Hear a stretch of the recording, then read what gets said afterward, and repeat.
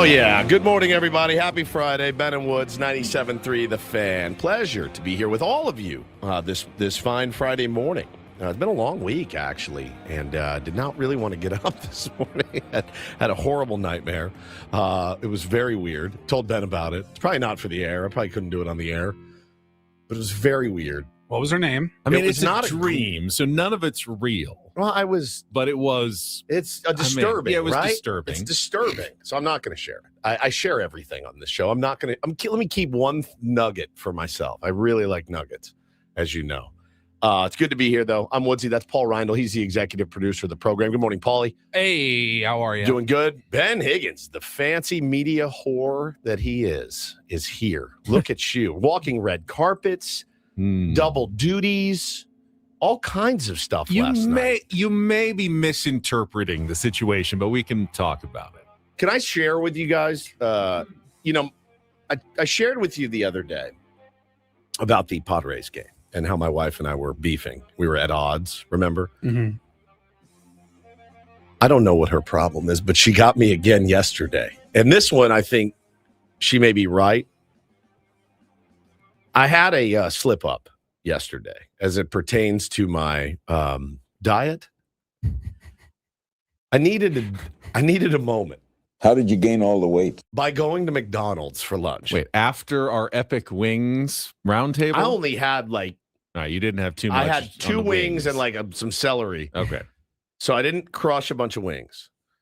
But I had a slip up. I had a moment of weakness. And I went to Mickey D's. Not only did I go to Mickey D's, I went in Mickey D's and did the full Orchids of Asia experience. Everything okay? That's what it felt like. Like it felt like I was walking into Orchids of Asia. Tableside dining. And be like, hey, you know what I'm here for. Here's my $40 or whatever. There it was. Glory hole. You know why I'm here. So that's what it felt like to me walking in. You guys, when I walked out of the car, when I got out of the car, I went like this. I looked around, looked for any tier ones sniffing around. I walked inside. I ordered a Big Mac, medium fries, and a medium soda. Oh, medium. Medium. Yeah, that's what I thought. Very reasonable. So I'm sitting in there. Now, Hannah's at work. Real quick, the whole looking around for tier one. Oh, yeah. I love that move. That because bit. Remember when we were in Gila Bend? driving to or from Arizona? Of course. Like the second our fat asses walked into McDonald's, we hear, "Hey, it's Ben Woods!" Yeah. So I'm sitting there. I'm sitting there and I'm eating. And my phone rings. And it's my wife. And my wife rarely calls me in the middle of the day. I usually call her when I leave here. Hey, everything good? How are the kids? Oh, they were awful. Shocker. Great. And she calls me. I go, oh, hopefully everything's okay. So here's me. Hello? Hi. What are you doing? We know she monitors your internet usage at home already. Is she monitoring your purchases like instantly, like it's flagged? No, she can't see my purchases, but she said, so I'm eating. And I go, oh. Well, that's on you. She goes, what are you doing? And I go, just having lunch. And she goes, oh, where? And it occurred to me, I could lie. I could lie. I could say Jersey Mike's. I'm at Tender Greens. Naked Cafe. Naked Cafe.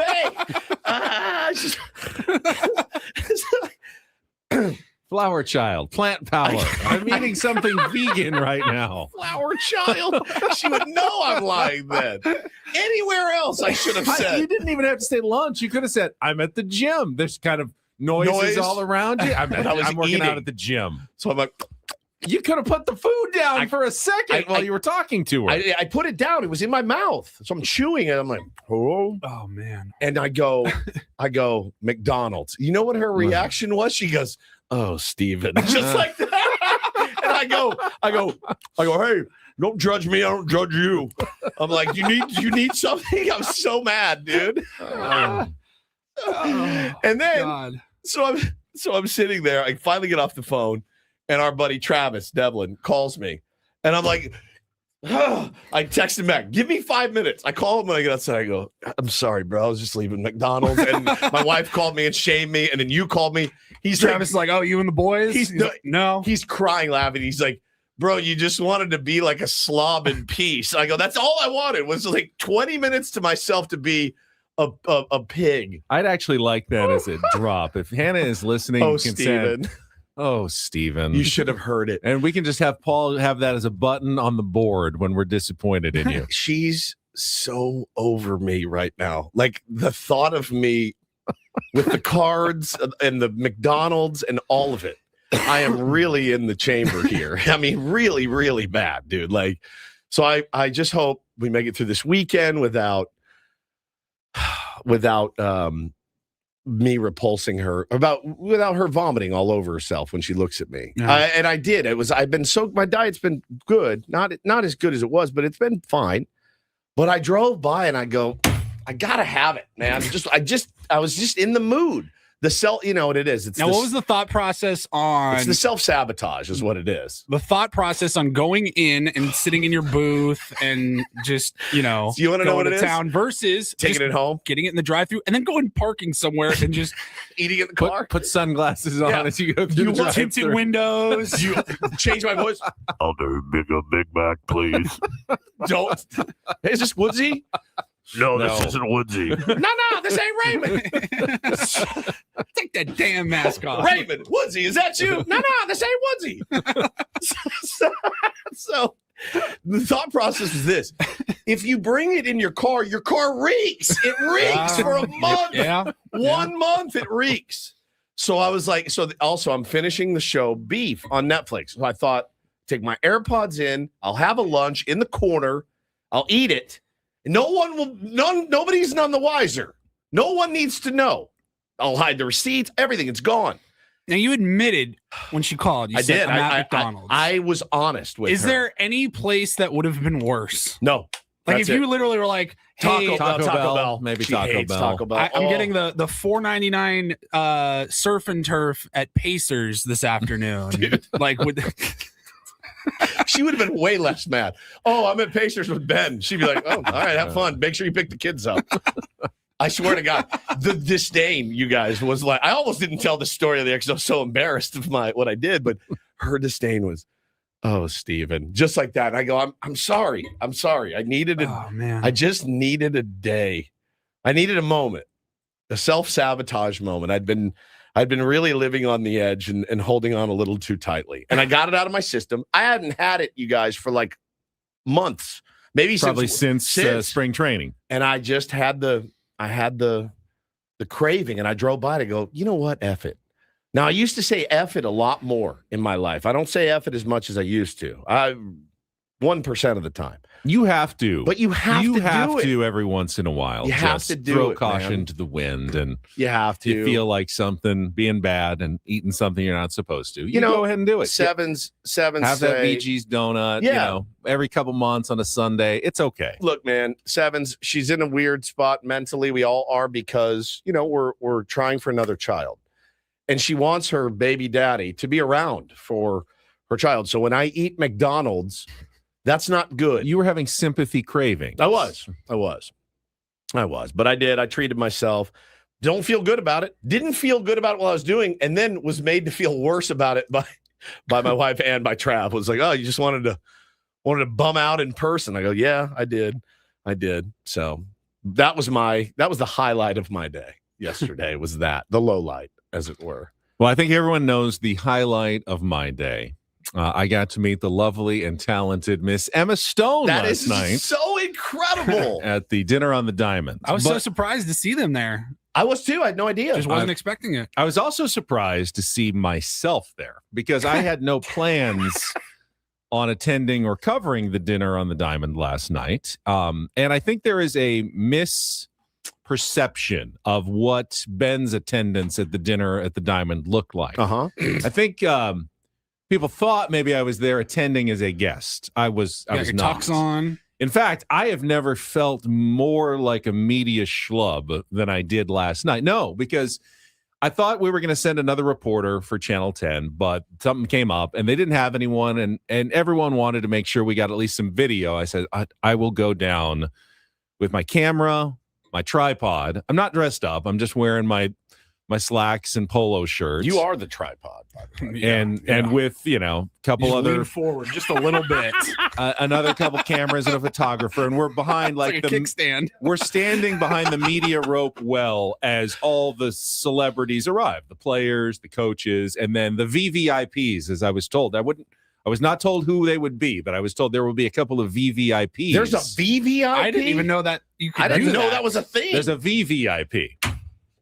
I've never been a VVIP ever. And I said, It's like an explicit. Ben goes to the VVIP. I room. said, That's insane. is it possible that one of these VVIPs attended fantasy camp with us? And they said, no, I can't say anything. So they would not give me any names.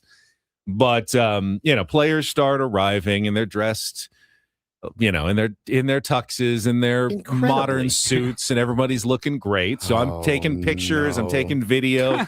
Sending them off to Sammy Levitt. Even he took the night off last night. All those pictures that were posted from 97.3, that was me sending them to Sammy so he could post them all. So I was doing all the grunt work last night.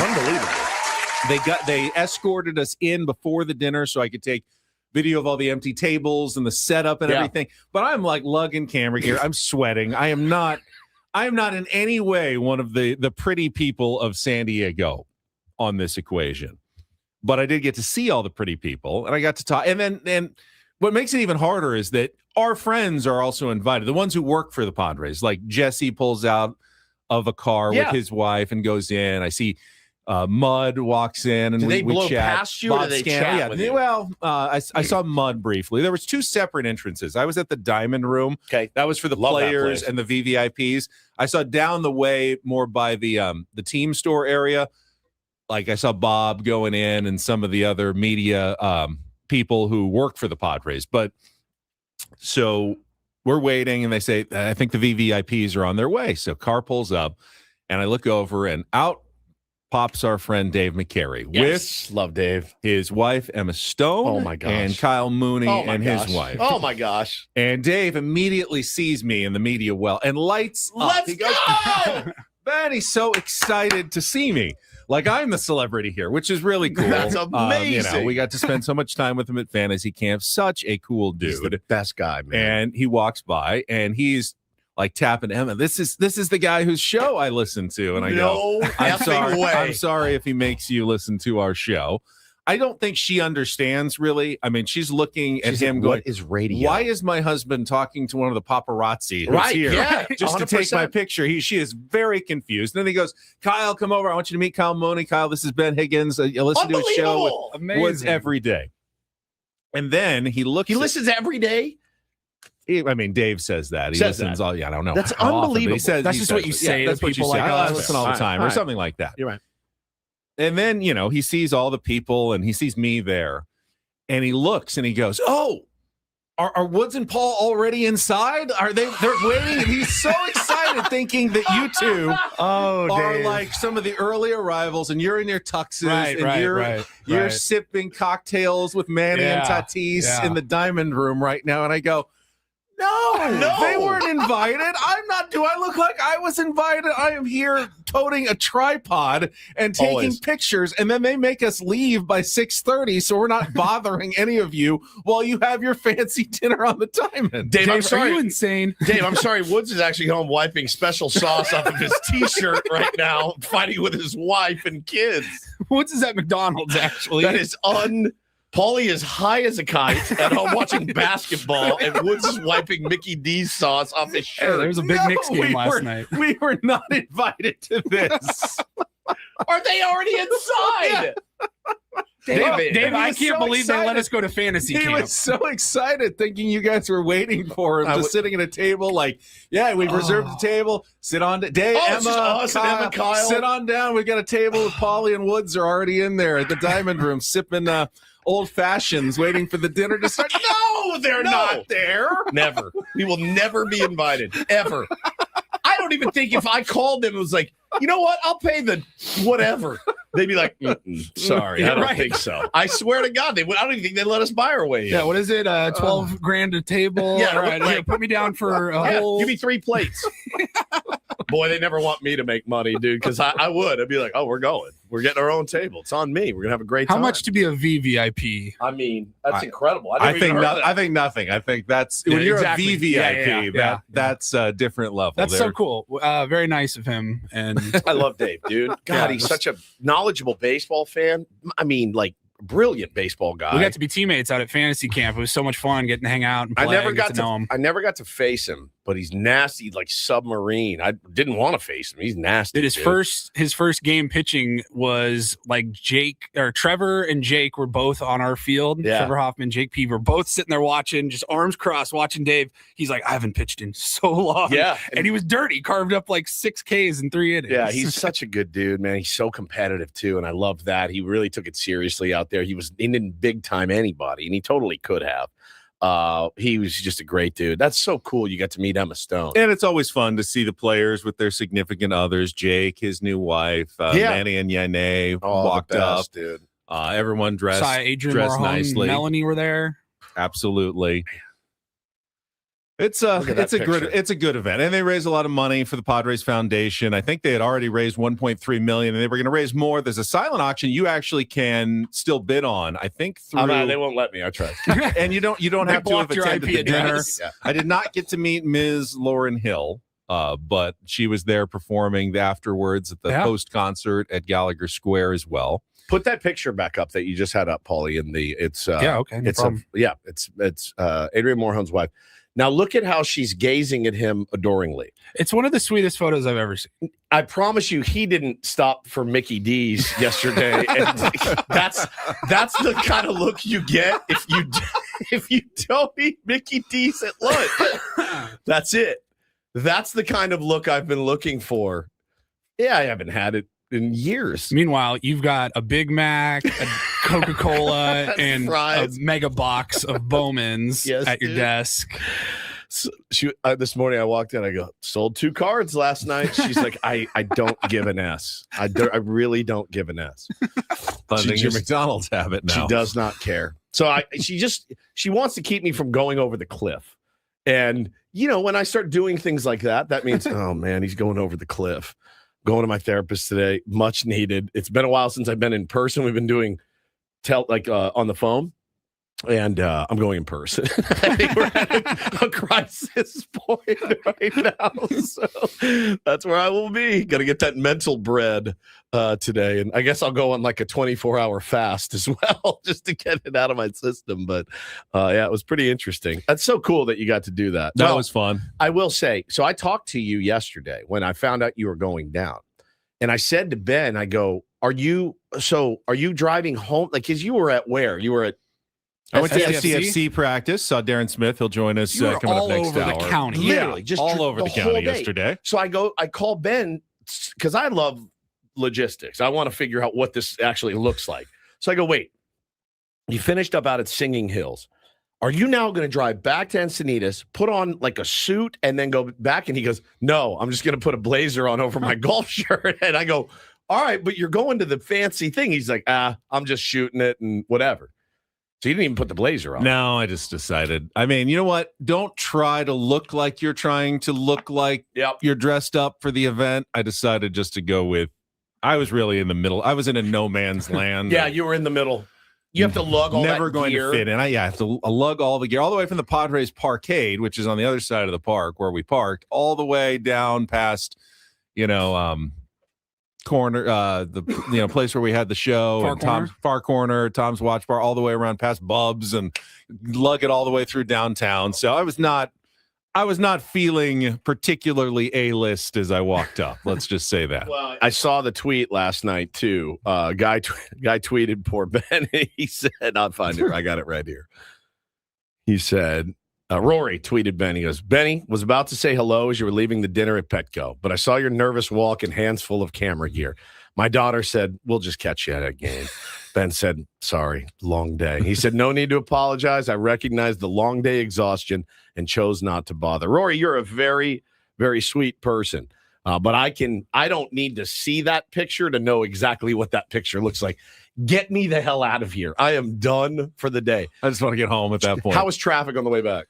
Fortunately, I was there long enough. The That was traffic fine. had cleared up, and I got home pretty quickly. Oh, such an elite foreplay. That's so good. Well, great job. Everyone really liked the And pictures. I will admit, I kind of had the same moment. It wasn't McDonald's, but treated myself and the family to In-N-Out Oh, on yeah. the way home last night. What- Felt like I deserved it myself. If So I said to Hannah, I'm at In-N-Out, she'd It's go, not as oh, bad. good. it's Have not, fun. for some reason, it's not as bad. It really feels like Orchids of Asia to me. When I go in there, I feel like Bob Kraft every time. So anyway, we'll get it all fixed up. All right, we are officially through the first full month of the Major League Baseball season.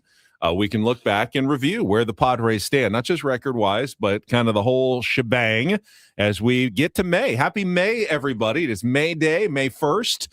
Padres' second full month of the season begins tonight against the Chicago White Sox. We will set the menu for the Friday edition of Ben and Woods, which is shocking. It's gonna be May. I will kill you, dude. I will absolutely slit your throat. And I can't believe you did that. Shockingly guest heavy today, especially in the final hour of the It's program. gonna be May. Including a management report hate that Friday. dude. We'll let you know everything we've got coming up on the program. Coming up next with Ben and Woods, don't go away. It's San Diego's #1 sports station, 97.3 The Fan. First, though, I was talking with David, my guy at Trajan, yesterday. Getting caught up. Want to set up some accounts perhaps for my kids as well. It's never too early to think about retirement. Yes, they are still in their 20s. I wish I had started earlier with Trajan Wealth, but wherever you are on your retirement journey, Trajan Wealth can help get you ready. Nobody gets to the highest level alone. Trajan wants to make sure you're prepared for market swings, inflation, healthcare costs in the future. It can all be overwhelming. Trajan Wealth is going to get you set up. TRAJANwealth.com. Their fiduciary advisors take the time to understand your goals, your risk tolerance, and your timeline, whether it's shorter or longer. They're independent, so they're not locked into one product or approach, and everything is customized. Trajan Wealth local offices at Liberty Station, Carlsbad, and Del Mar. They work with people who want confidence and not constant worry. So if you've got an old 401k or investments you haven't looked at in years, just take this advice. Call 619-367-0207. That's 619-367-0207. Or take a few minutes online at TRAJANwealth.com. Again, everything starts at TRAJANwealth.com. Trajan Wealth. Plan smarter. Dream bigger. Advisory services through Trajan Wealth LLC, SEC registered investment advisor. Additional services through Trajan Estate and Trajan Tax.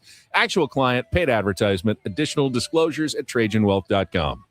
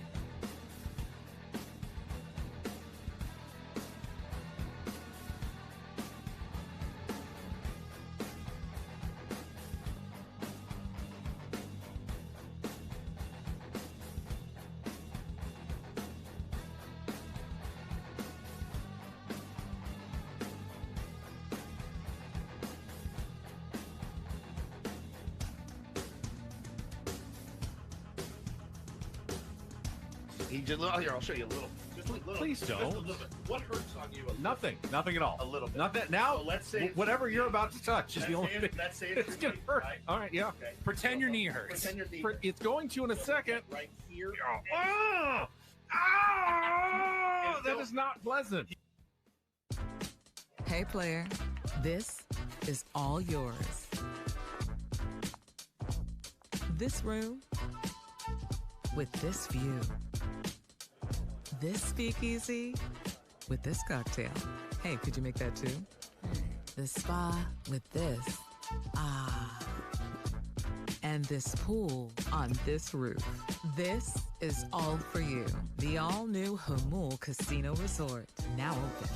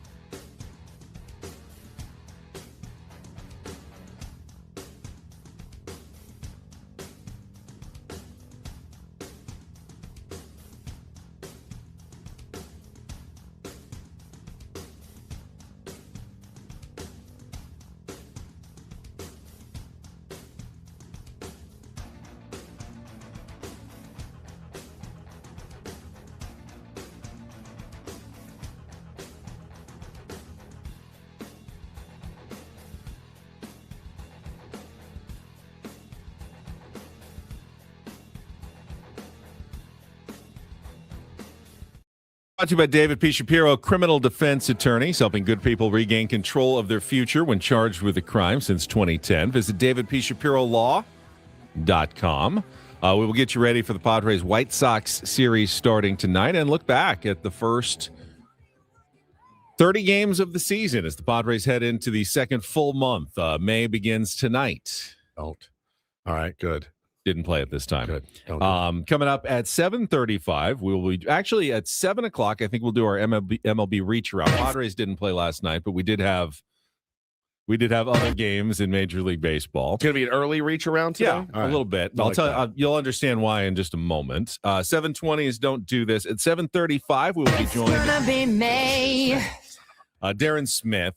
He's got the SDFC game tomorrow night against LAFC. He's out of practice yesterday. Saw Darren. They remain confident that they are going to be able to fix their issues. It's been, if they don't win tomorrow against LAFC, which is a tough ask. LAFC's in third place. They just beat Toluca in the Champions Cup this week.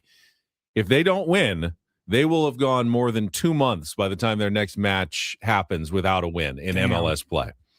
So it's stretched on dire. pretty long, but they remain steadfast in the belief that SDFC, that they are a good team. Yep. They will figure it out. You know, the red cards, the injuries, some lack of depth, guys playing out of position have all kind of come back to hurt them. They've actually played well in a couple of the matches, but the bounces didn't go their way. I haven't It's looked. just they're like 11th place. They're well out of playoff contention. They call it the table. Yeah, the table. In MLS. They're near the bottom now, like bottom third of the table in MLS. I know the season really just started. And it's a long MLS season, but like, how far out of it have they played themselves? So no, someone pointed out that they are just one game worse than they were at this point last year. They were 4-4-2. There we go. They obviously went on a huge run late in summer and ended up finishing in first place. So I love it. It's they're not out of it by any stretch of the imagination, but they're going to need to go on a nice run to start moving back up. Will it start tomorrow? We'll talk with Darren Smith about that coming up at 7:35 on our SDCCU fan hotline. It's not Big Bang Banking. It is better. In the 8 o'clock hour, we'll play some Take on Woods. Last chance this week to qualify for the tickets to the Padres game against the Phillies, field level seats on Memorial Day. We're going to do an early Reindl Report in our 8:35 segment, move it up from the 9 o'clock hour because we are loaded in the final hour of our week. At 9 o'clock, we've got our SDCCU Padres management report. Josh Stein, Padres assistant general manager, will join us to review his perspective on the first month of the season and get news on, how Lucas Giolito's doing, Griffin Canning, guys getting ready to perhaps join the Padres. We can talk about that and other stuff with Josh Stein at 9 o'clock. Feels like he drew the short straw after the dinner on the Diamond. You got to get up early and call I in didn't to see Ben Josh and Wood. last night. Now, I could have missed him, but I did not. Maybe he stayed home because he knew he had to come on with us. He had to be sharp. It's possible. I'm not sure. And then I believe right after Josh, we're expecting a quick call in from Toronto from Patrick Merrill, the coach of the San Diego Seals. They've got game one of their best of three semifinal NLL playoff series tonight against the Toronto Rock. And then they come home on Sunday to play at Pechanga Arena. So that could be a clinching game. It could be an elimination game for the Seals, depending on what happens tonight. But we'll catch up with Patty Merrill. Haven't talked with him in a while. Wish him good luck in his playoff series. And then how about this? In our final segment at 9:35, we will be joined, old friend alert, by Will Venable, the manager of the Chicago White Sox in town. They had an off day in San Diego yesterday. Paulie reached out, set it up. So we will catch up with Will. His team is playing pretty decent baseball right now. They just swept the Angels. They've got Munetaka Murakami, who's tied for the lead in the American League, I believe, with 12 home runs. Smashes. Has been red hot. And young players, too. Get to see a team they think perhaps on the rise this weekend at Petco Park as the Pale Hose, as they like to say, come to town to face the San Diego Padres for 3 games. Yeah, for sure. They got a good youngster on the mound tonight, Noah Schultz. I mean, they're a team that, again, this is weird because remember years ago when Toddy came here, when we traded for Fernando Tatis Jr., there was this weird that was supposed to be like White Sox are on the prowl, on the rise, and yes. the Padres are on the rise, and really only the Padres. Now they haven't hit the ultimate goal yet, obviously. But the Padres have been the only ones that have been on the rise. The White Sox have just teetered, but now you look and they got cratered. Really, they cratered. Yeah, they got Kyle Teal, who's a good. I think he's hurt right now, but he's a really good prospect. They got this Noah Schultz kid that throws tonight. They got Colson Montgomery. They got Murakami. Like they're kind of a fun, gritty team to support, which is a perfect fit for the South Side of Chicago. Yeah, I don't think they're a playoff contender now. Not this year. But there's finally a light at the end of the tunnel. Yeah, there's something, dude. There's guys that you want to go see play. Like there's guys that you really want to go see. Because a couple of years Chicago. ago, they thought they were good, and it turned out, players like Luis Roberts, they weren't what they thought they were. Right. And so then they had this awkward situation where we've got to get rid of all the guys we thought were going to lead us to the promised land. We had that too. Remember all the guys we thought, the Julio Urias and I mean the list goes on and on and on and on of the guys you're like, yes, this is the hot talent lava. Luis Urias. What did I say? Julio. Oh yeah, no, we didn't have him. No, he was on the top. Yeah, Luis Urias. Yeah. But yeah, it was like they had Patino, Michel Baez, Morejon was one of those. You're three, like, we are prospects. Nobody's stopping this. Hunter team. Renfro. Oh yeah. Manny Margot. Yeah, it's but the Padres kind of got there on the right track. The White Sox did not, but it feels like they're on the right track now. And Will Venable, I think, is the right guy for the squad. So he's great, man. Excited to talk to him. So that's what we've got coming up on the show today. No game yesterday, so we thought we would take a little bit of time here in our 6 o'clock hour just to kind of do a review, kind of build on what we talked about in the roundtable yesterday. If you didn't catch it, and then Paulie can join us to kind of look back at the first month of the season. We will do that right after a check of traffic here, broadcasting live from the Bill House Studios. We know how. Ben and Woods on 97.3 The Fan. From the 855 Get Ross Traffic Center. Injured? Demand justice. Demand Jurowitz. 855GetRoss.com. More cars out on the road in El Cajon on 67 southbound, starting to see a little bit of sluggish traffic before getting onto the 8. Once you are on in either direction, it's a smooth ride. Traffic brought to you by Caltrans Asset Management. Caltrans Asset Management work is underway on northbound 805. Crews will close all lanes of 805 from State Route 52 to Miramar Road tonight at 9 p.m. through Monday at 5 a.m. Expect delays and use Interstate 5 for travel north of University City. I asked the question earlier this week, and then I followed up again on the roundtable, whether the Padres' 19-11 record, I think fourth best in Major League Baseball, was a bit of a mirage based on the numbers behind the numbers, the starting pitching, ERA, some up and down performance from the bullpen, an offense that has never totally been clicking. And I've been just kind of trying to think about what is it that have made the Padres successful, because they've undeniably been successful so far this season. Well, yeah, there's not in a results-based business. Right. You are what your record says. There's not right? a single person listening right now, Padres fan, who wouldn't have signed up for a 19-11 start, sight unseen at the beginning of the year. I mean, that's the most Captain Obvious statement of all time, and I think you're right for saying it. And I think we were kind of saying. Remember, we had Major Garrett on. Major was like float through May at about 500. Get through, stay above water. And then they were 2-5, and we go, that's going to be a tough ask to be 500 through May. And here we are, May 1st, 8 games above 500. Absolutely every single one of you would have instantly signed up for 19-11. Don't deny it. So when you complain about things like Fernando Tatis Jr. doesn't have any home runs, and the starting pitching hasn't been exactly crisp all the way through, remember, you're doing it in the context of they have gotten off to a better start than you even really hoped for or dreamed for at the beginning of the season. I will say it was out of the realm of possibility for me, to be honest with you. New manager, some growing pains early. You saw how they played in the first couple series, Ben.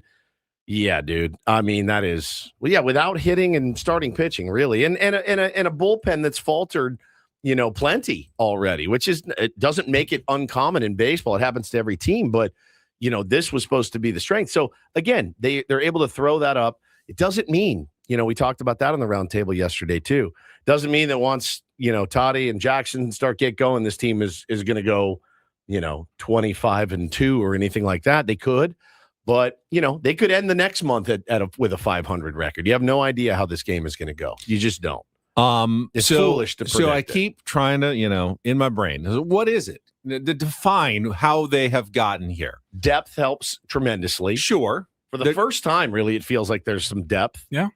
And I think Craig Stammen has used his depth as well as you possibly can.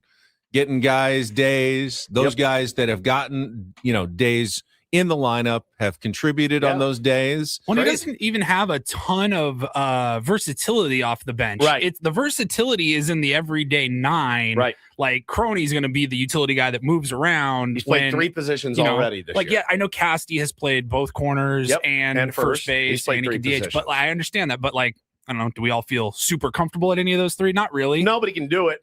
Bryce Johnson, a utility outfielder, but, limited to the outfield. So, a lot of the creativity comes from moving at guys like Xander if you need to, Toddy if Fernando, you need to. Yep. Yeah. It's been. I don't know. You can look at these 30 games or whatever. What's the record? 18-12, 19-11. 19-11. So you look at the record in 30 games, and you go, how did we get here? Right? Like, how did we get here? Well, I'll tell you. You had incredible contributions, as you said, Luis Camposano. Incredible contributions, right? Herman Marquez at times, incredible contributions for this team. Walker Buehler has had one really, really outstanding start. Mason Miller, obviously, is the guy that won you all those games when you could have lost them with a worse closer. But I think the thing that's special for me so far, they're a fun team. They're an absolutely fun team. They're a fun team to watch. They're an enjoyable brand of baseball. Ty France has been a major contributor. It's crazy. So you're kind of touching on it. And here's what I kind of came up with in my mind as I was thinking about yesterday. The Padres are not perfect. Plenty of things they can get better and need to get better at as the season goes on. But I do believe they're a difficult team for other teams to play against. Of course. And there's a few reasons for that. And the depth it kind of touches on part of it, but you never know on any given day who's going to step up for the San Diego Padres. Right. There's no, I'm at the 8-9 part of the lineup. I know that those guys aren't going to hurt us. No, the Padres 7 through 9 hitters have actually been more productive, or the 6 through 9 hitters have been more productive than the 1 through 4 hitters this season overall. No matter who's in those slots, those guys have come through. Not that they have been all-stars at the bottom of the order, but you certainly have to treat Fernando Tatis Jr. and Manny Machado and Xander Bogaerts carefully if you're an opposing team. That takes it out of pitchers. You're just kind of constantly being barraged by the San Diego Padres. And even if you get through 5 innings and have not given up a hit, or 4 2/3 like Jamison Tyone, you're also just 3 batters away from tie ball game. Tie ball game. You know what? And it was Andujar and Castellanos this time. Yep. It's like every single day, the Padres are always on the verge of just about to do something during a game. And I think that makes them a difficult opponent to game plan for, for other teams to really I look at the series against the Padres, how are we going to map out our pitching? How are we going to do this? And there's no real good way to attack the San Diego Padres consistently. Yeah, you can beat them. They're absolutely beatable on days. But overall, they're going to make it hard on you every single night. They do little things well. They run the bases well. They play defense well. They're not going to give away a bunch of games. Even a bad game. We all agree, the 5-4 loss to the Cubs on Wednesday, one of their worst games of the season. Hated it. Wasn't sharp. There was even on a bad game, when you have your 10th best starting pitcher in your organization on the mound, who's only okay and not great, and you're going up against a starting pitcher who is hitting all the spots, a veteran, Jamison Tyone. It's not a world beater, but he was pitching well. He did. Even in a game like that where they're not playing well, they still had every chance to win that game. Should have won it. They know how to put themselves in position to win baseball games. They're also they're interesting. It's an interesting watch. I've watched superstars, a lineup laden with superstars. It was the most boring baseball I've ever seen in my entire life. Horrible. Pathetic. 2023, the whole season. Pathetic. It was pathetic. This is different. This feels different right now. Now, again, it's just 1 month, man. There's a long way to go. You start fresh. April's done. That can carry you, as we saw a hot start carry this team last year. That can carry you, build just some momentum. But the moments that have happened, you can't be coming back from 4-run deficits all the time. You just won't. Baseball won't allow it. The baseball gods will not allow it. But you can. You can do it. You've done it. And hopefully you won't need to as much as the season goes on. That's as right. you upgrade your starting pitching, add Griffin Canning, Lucas Giolito, hopefully Joe Musgrove and Nick Pivetta later in the season. Hopefully that means most games you're going to be ahead, or it's going to be close early, not behind, and you're not going to have to rally as much. I look at the Dodgers lineup is the ultimate. There's no way to get through that lineup, safely. No, that's the ultimate one. The Padres are, to me, kind of like the quieter version of that. It's not the Dodgers lineup, but 1 through 9, you're going to get good at bats. Jake Cronenworth is your number 9 hitter. He has been statistically awful, abysmal this season. But it's not an easy at bat. You're facing Jake.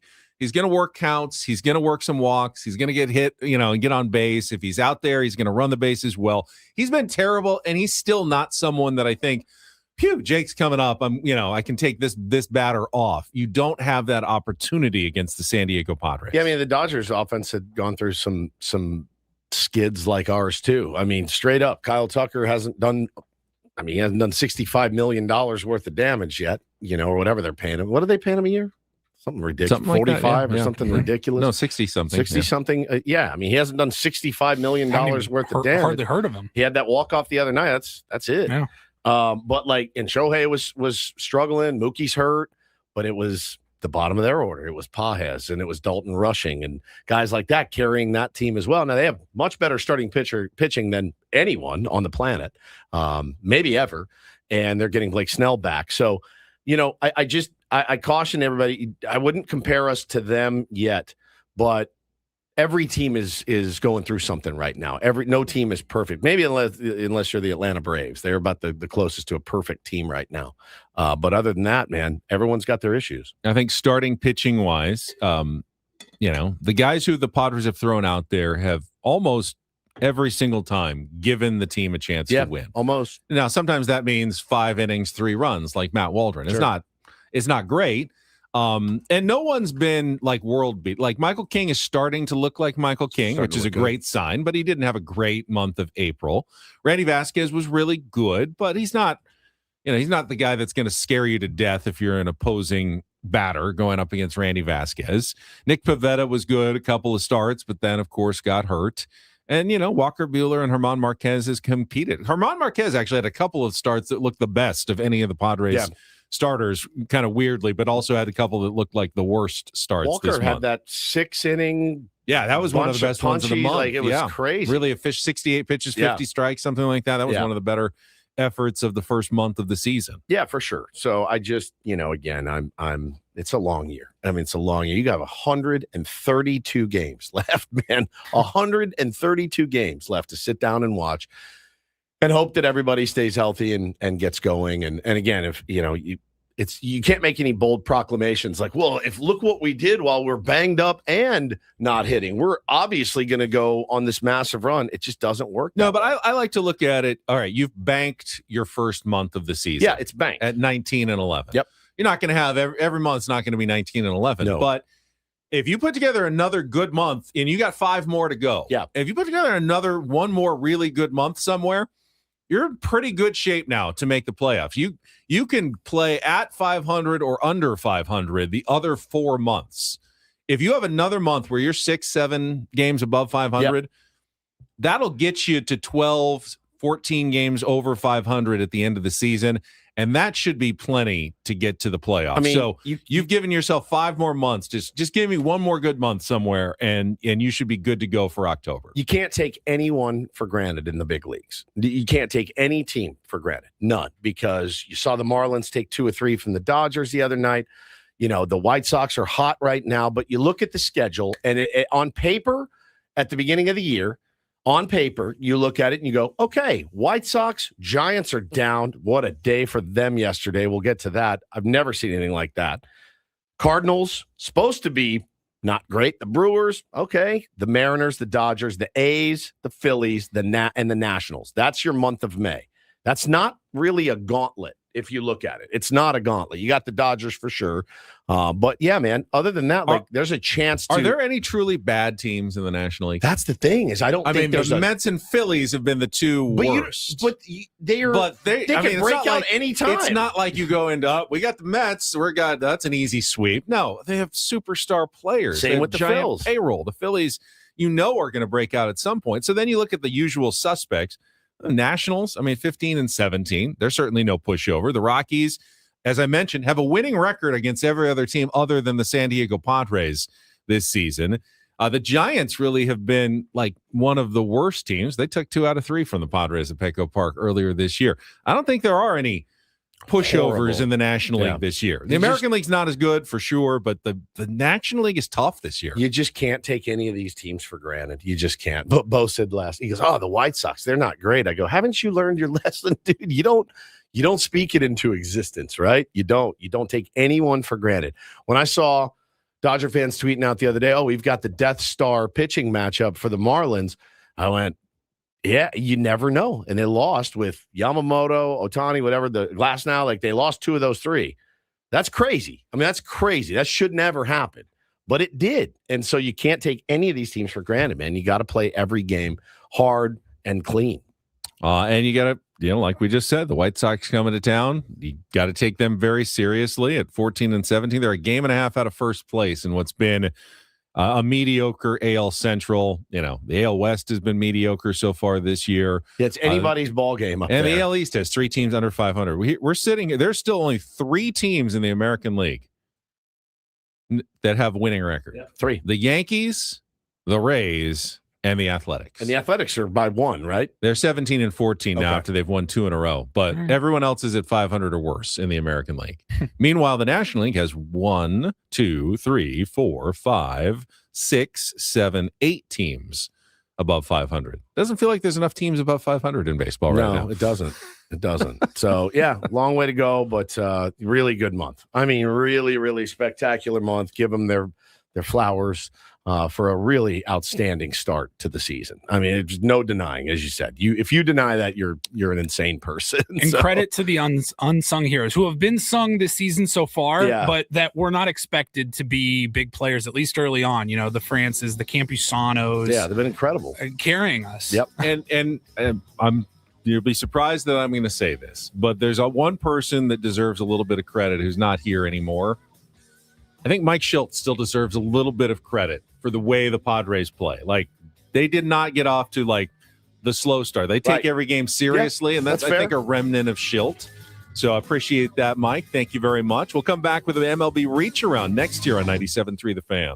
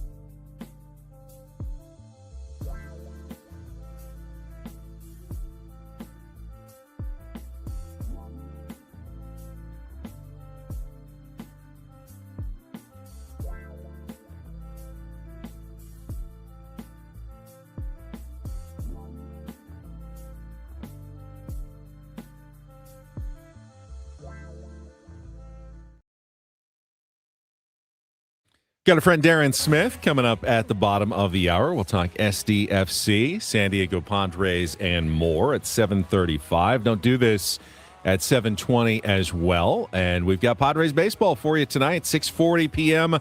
First pitch against the Chicago White Sox. German Marquez on the mound. And I feel better than I did at the start of the season about German Marquez days. Just don't talk, though. Don't talk about it? Yes. Have you learned your lesson? Isn't that mean? Like when he's doing well, like not to say just say anything? he's on the bump and just let it go. You don't have to give your personal feelings about how it's going to be, because I think I'm not making a prediction. I'm just saying that I feel better than I did at the start of the season. Are you new here? I think you it's heard the of the Ben and Woods Have curse? you heard of the Ben and Woods curse? Sorry. Zip your lips. Sorry, Zip German. 'em. Just read. He was there last night. Don't at the say dinner on anything, the because Diamond. Will Venable's going to find out about the Ben and Woods curse and be like, cancel that appearance. Yeah. I'm not going on this morning. 100%. 100%. Yeah, German was dressed to the nines last night. Was he? Looked good, yeah. Was Casty there? I did not see Casty. I didn't see any pictures of Casty. I did not see Casty. I thought he would be there with, no shirt, suit jacket. Gavin Sheets was their stag. Yeah. I said, hey, couldn't get a date, and he goes, my wife tore her ACL. She couldn't join me. I felt bad. Ooh. So. Yeah. Couldn't get a date, by the way. Yeah, sorry, she's on crutches, bud. Yeah. Tore her ACL. I was just kind of teasing, but Yeah, I knew he could get a date. He absolutely. Derry Bonds can definitely get a date in he has San a Diego. permanent And date. he's married too, as well. Right. So Holy sheets! Love him. While the Padres were He's off, fired though. up, by the way. He's fired. I mean, against his old team. yeah, but he said, I liked his comment. He goes, honestly, they did me a favor. I've never been happier in my life than to be here. And, good luck to him. But this is everything to me. I love that. He really likes being here. And then we got him on a steal. He's been a steal. I mean, in for the general, guys like coming to San Diego. It's consistently voted the best visiting road trip of the season for other guys. So they want to be here. I would imagine that given the situation of the White Sox, that getting from Chicago to San Diego was particularly beneficial for Gavin Sheets. No doubt. I'm so glad he's here. Just love him. Seems like such a good dude and so well liked in the clubhouse.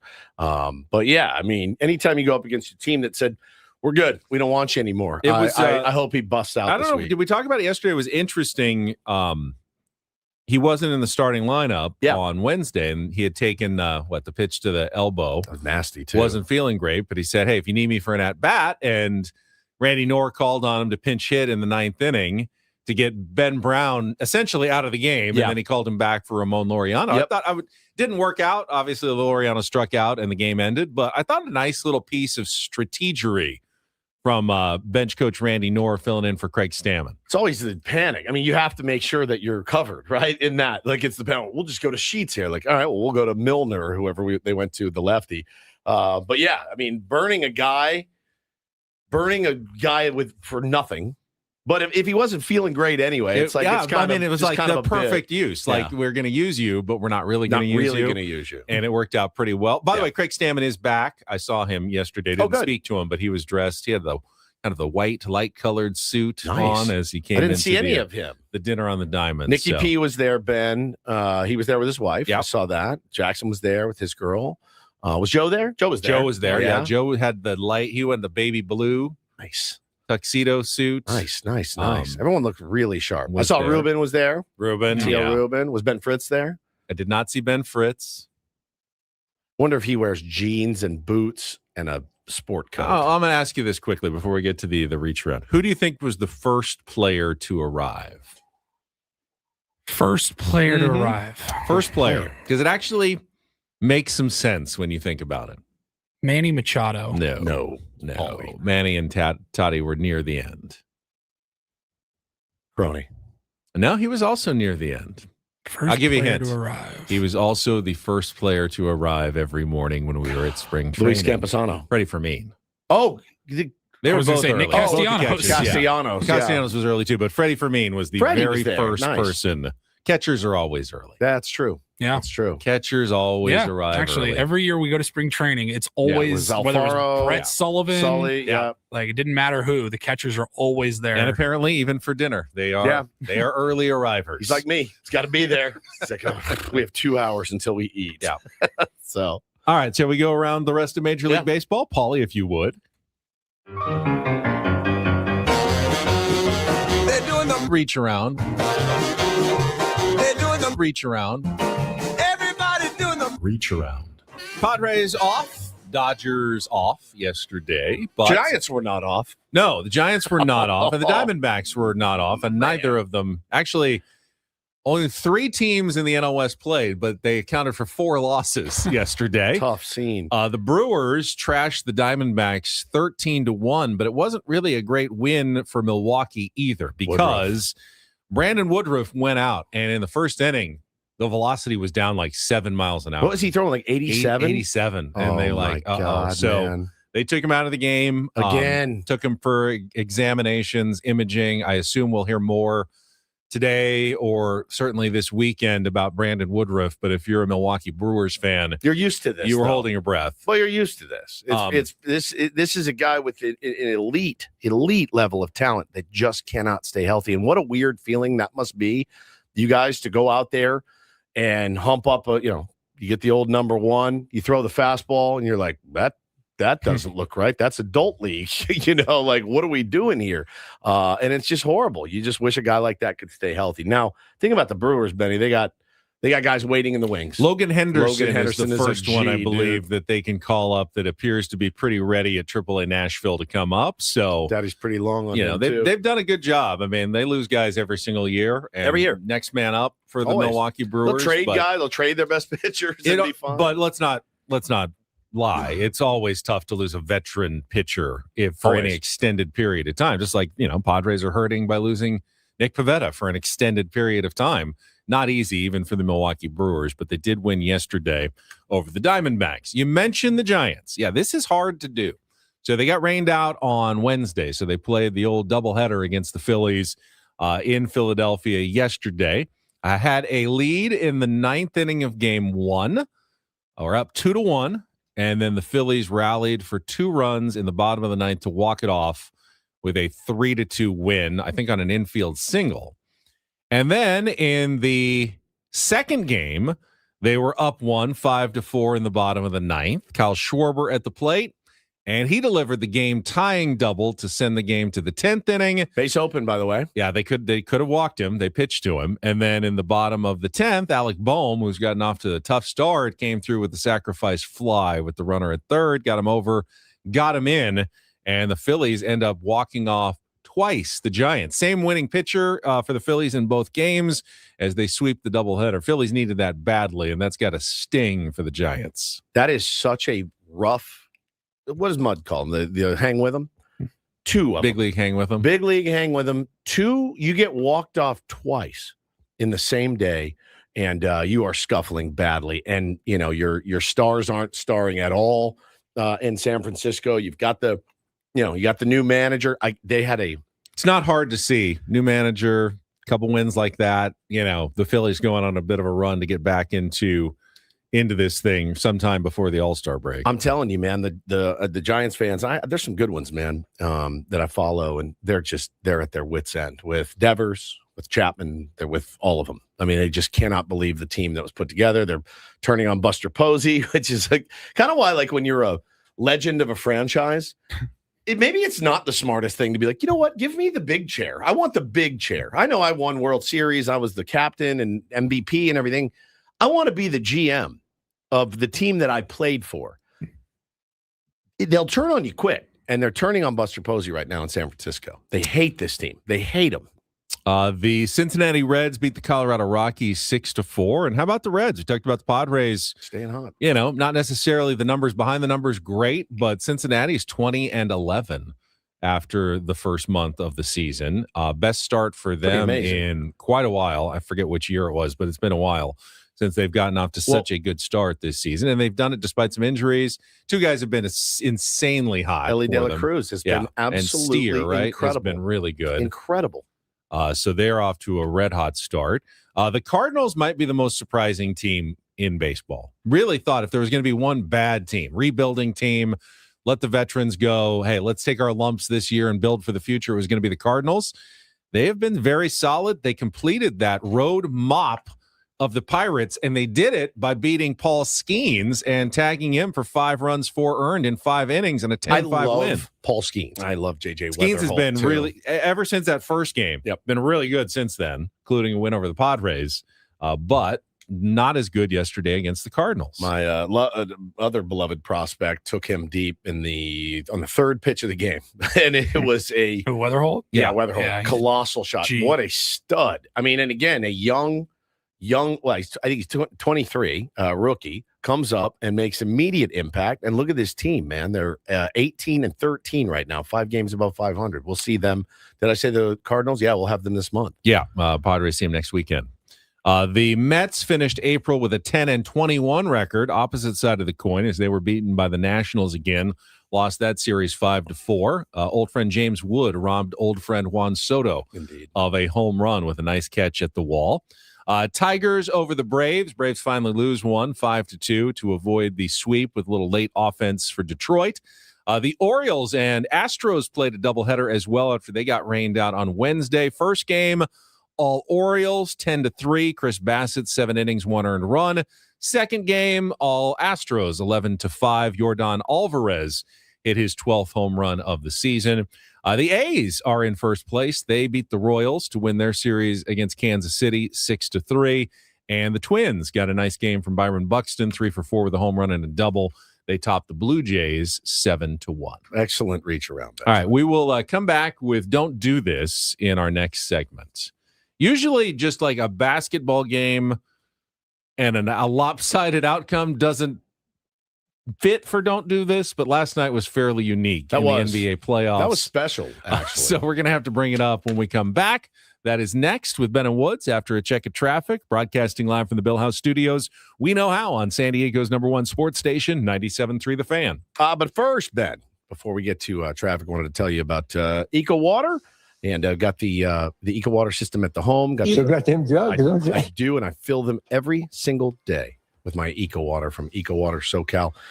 Every day, shower in it, drink it at home, make my coffee with it. It's liquid clarity, a deep soak for your system. Sharpens your focus, make sure everything runs beautifully smooth. If you're still using the plastic bottles, you got to ditch those ASAP. Listen, no more single-use plastic, right? You deserve better. Eco Water SoCal brings the soft life right to your kitchen sink, your shower, everywhere in your home with mineral-rich alkaline water. Balances your pH, fuels your body every single day. And you can totally tell the difference after a while. You think, water's water. It's just not. It's not even close. So, listen, the only choice I'll make for my family, it will go with me wherever I go for the rest of my life. 760-350-3338, 760-350-3338, or you can go to ecowatersocal.com. Just let them know Woodsy from 97.3 The Fan sent you, please. Not everything in life should be hard, guys, especially your water. Keeping it soft since 1925. It's Eco Water SoCal.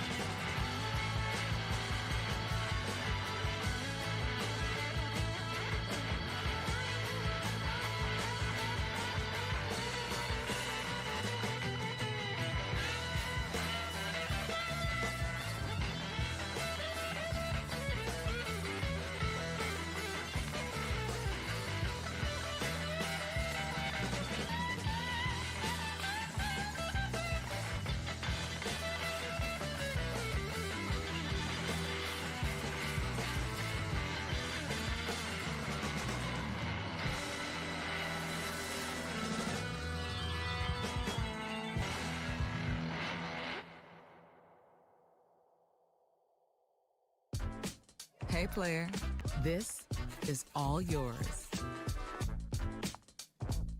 This room with this view. This speakeasy with this cocktail. Hey, could you make that too? The spa with this. Ah. And this pool on this roof. This is all for you. The all-new Hamul Casino Resort, now open.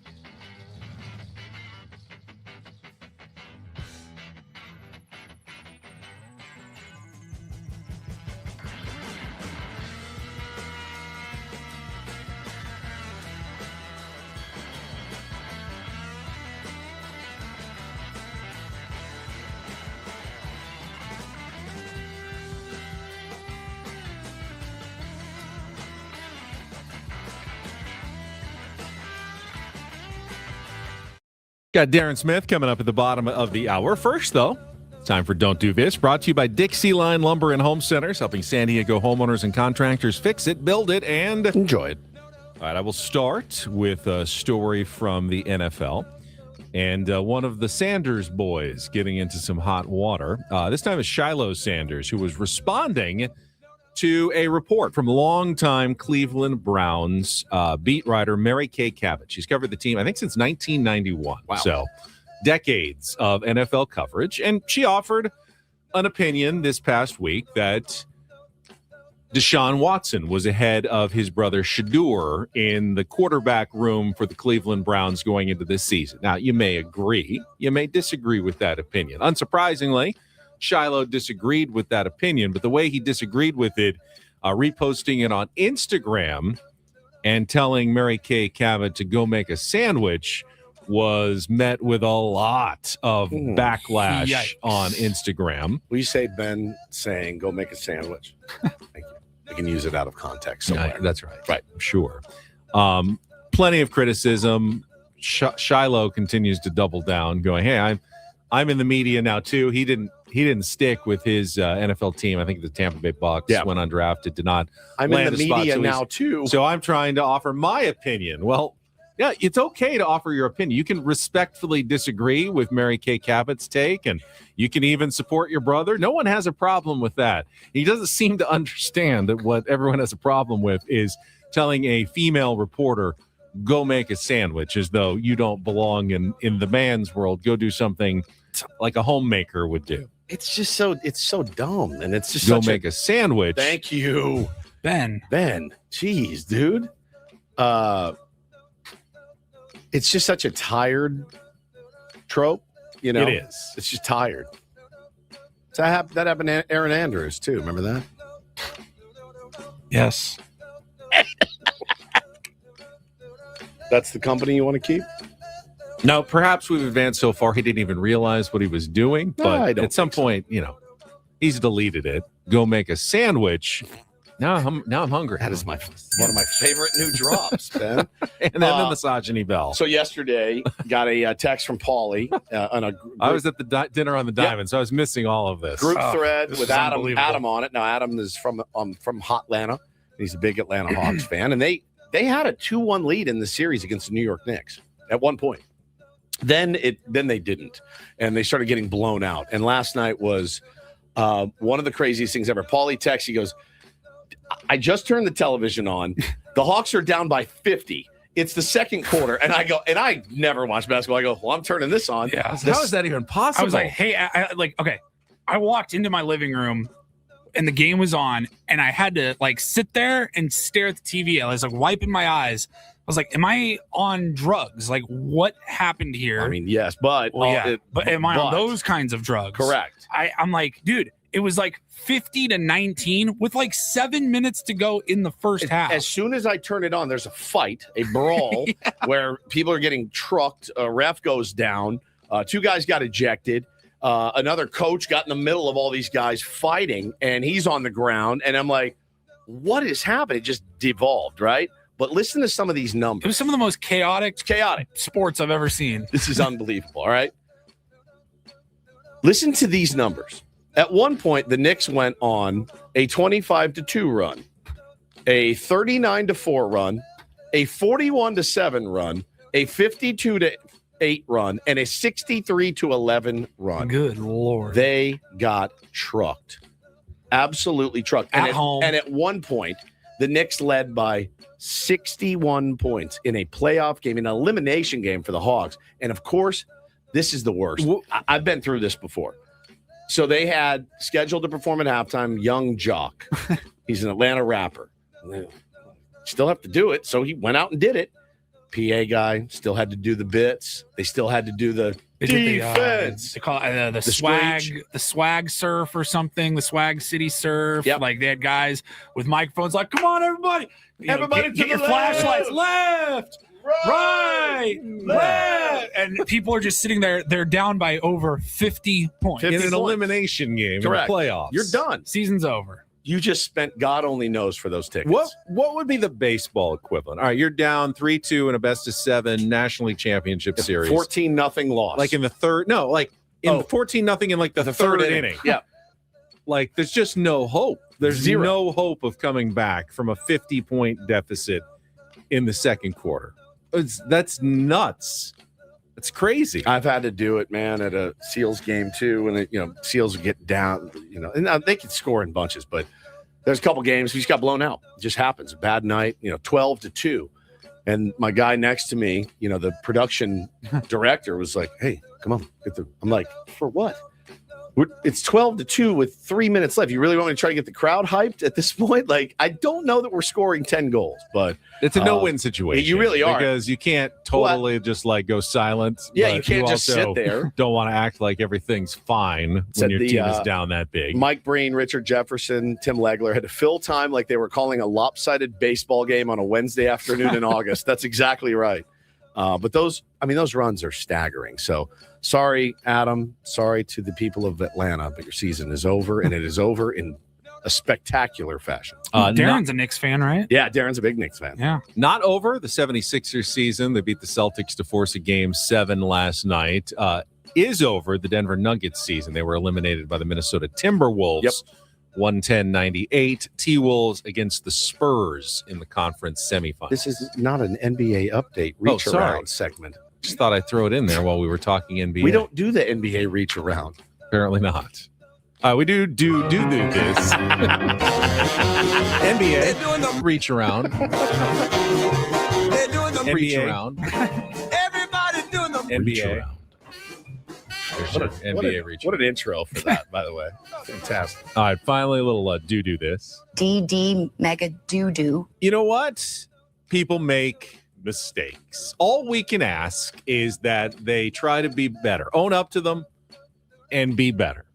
And we had the story earlier this week about the Guardians-Rays game and the fan who wrestled the home run ball away from the little The little girl, 10-year-old girl, Caught put in her in 4K. tears. Yeah, caught. And we Busted. actually, that was a due to this because one of the broadcasters for the Rays came out with a ball and gave it to her to try to make things okay. But the guy was shamed mercilessly, of course, on the internet. We have an update, Paulie, and some sound here. Yeah, the guy that took the baseball was reached out to by local television. Who was it?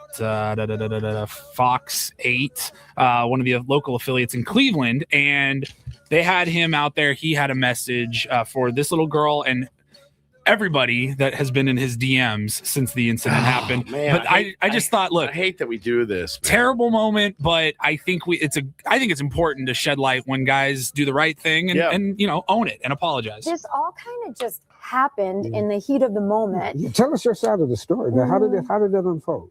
I mean, first of all, I want to just put out an apology and just say I'm sorry. I'm sorry to the family. I'm sorry to the parents, the little girl, her brother. I'm so utterly sorry for everything that's transpired. Like you said, it was a heat of the moment thing.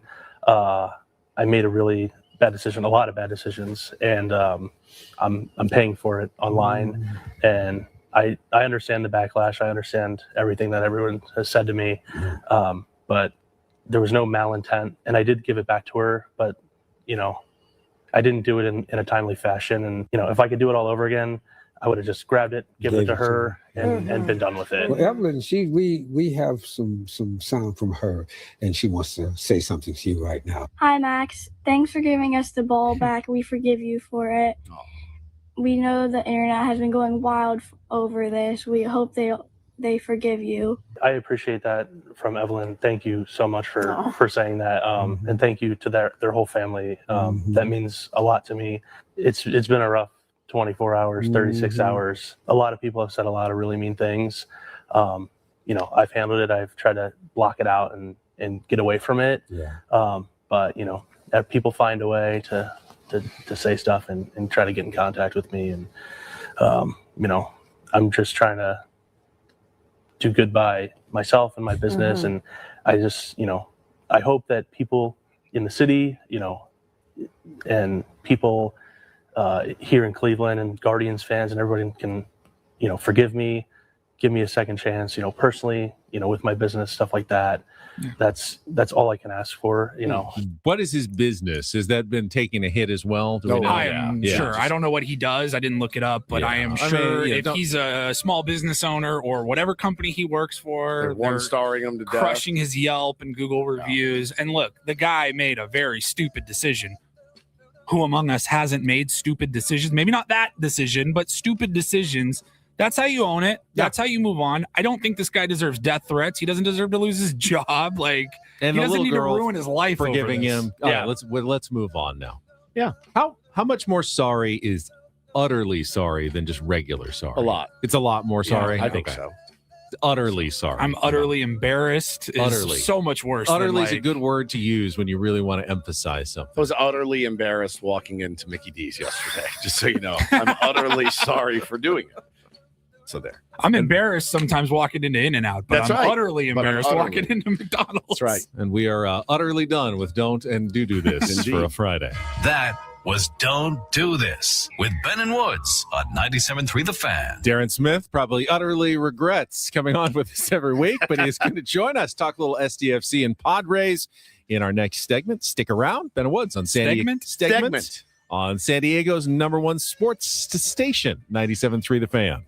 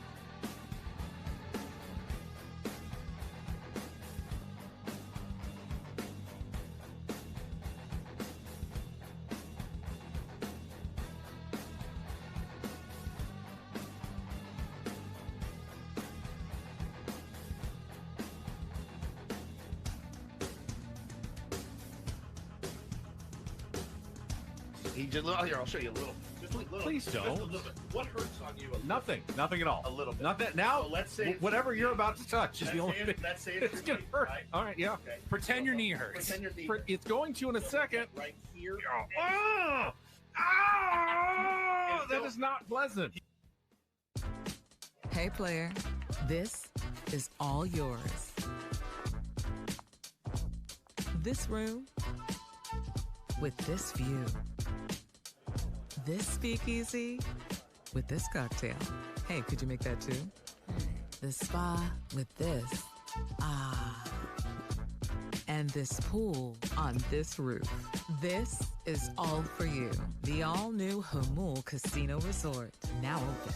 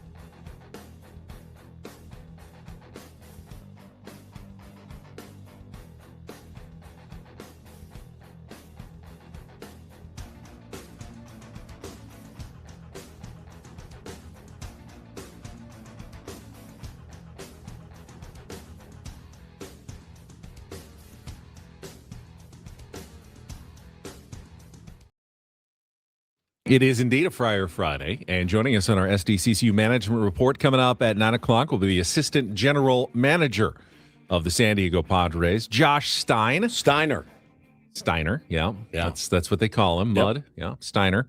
But first, we got Darren Smith standing by. We'll talk SDFC. Smitty.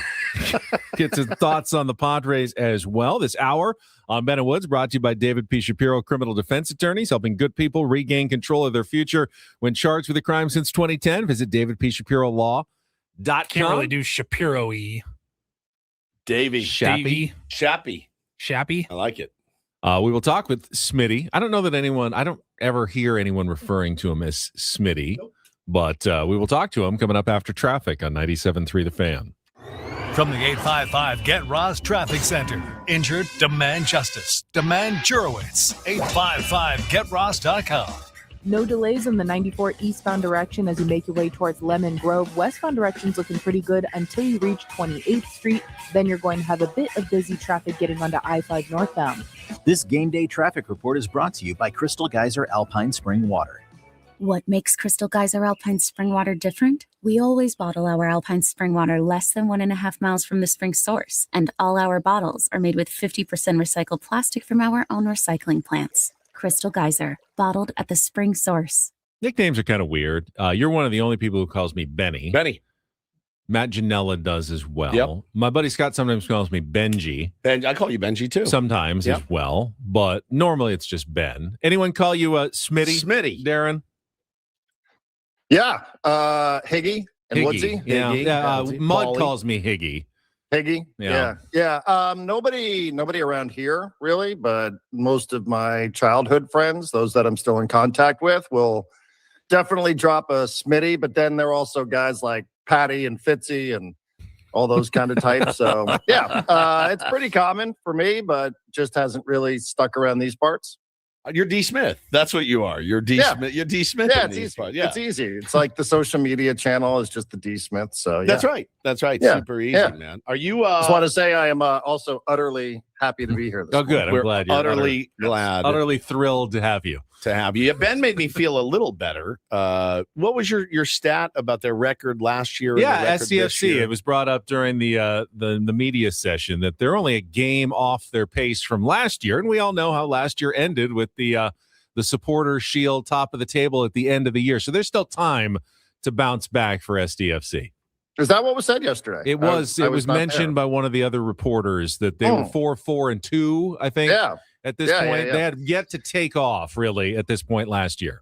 Yeah, I mean, this stat would have been a lot better had they won one of the last two games, because then they would have been exactly equal where they were in 2025, but they didn't. So it now gets converted into, well, you're not far off the pace of last year. But, it is true. I mean, I do think that there are some things that you can point to where you would rightfully say, and not just because you're part of the broadcast, you would rightfully say it does not feel like it is that far off, but that has an expiration date. You can't keep saying this forever. Right. So, at some point they just got to get it together. They have to win. I think it's a good opportunity upcoming this weekend. It's LAFC. Went to that game on Wednesday night. They're still involved in CONCACAF Champions Cup. I would expect they're going to be rotating. So they're not going to be playing a lot of their key figures. Their coach had this post-match diatribe where he was complaining about even having to play in San Diego this weekend. He thought the league should have done him a solid and given him the weekend off or postponed the match to a different date. So sounds very LA of them, doesn't it? Yeah, that's very. Yeah, what do we have to go down there? Is it in What the- do we have to play the game on the schedule? It's in the water in that city. I think that's very, very Los Angeles. It was very bizarre. Kind of came out of nowhere. Like in the post-game press conference, he's the winning coach. He's like this is a joke. Why do we have to go and play? So, we'll see. I think that you're dealing with. Obviously you're still dealing with being in a 5-game losing streak and winless in 7, and now injuries are starting to become a real factor with Luca Bambino, who I didn't see yesterday out there on the training ground, and now it sounds like Jeppe Diverskov's going to probably miss. Well, he's going to miss tomorrow for sure.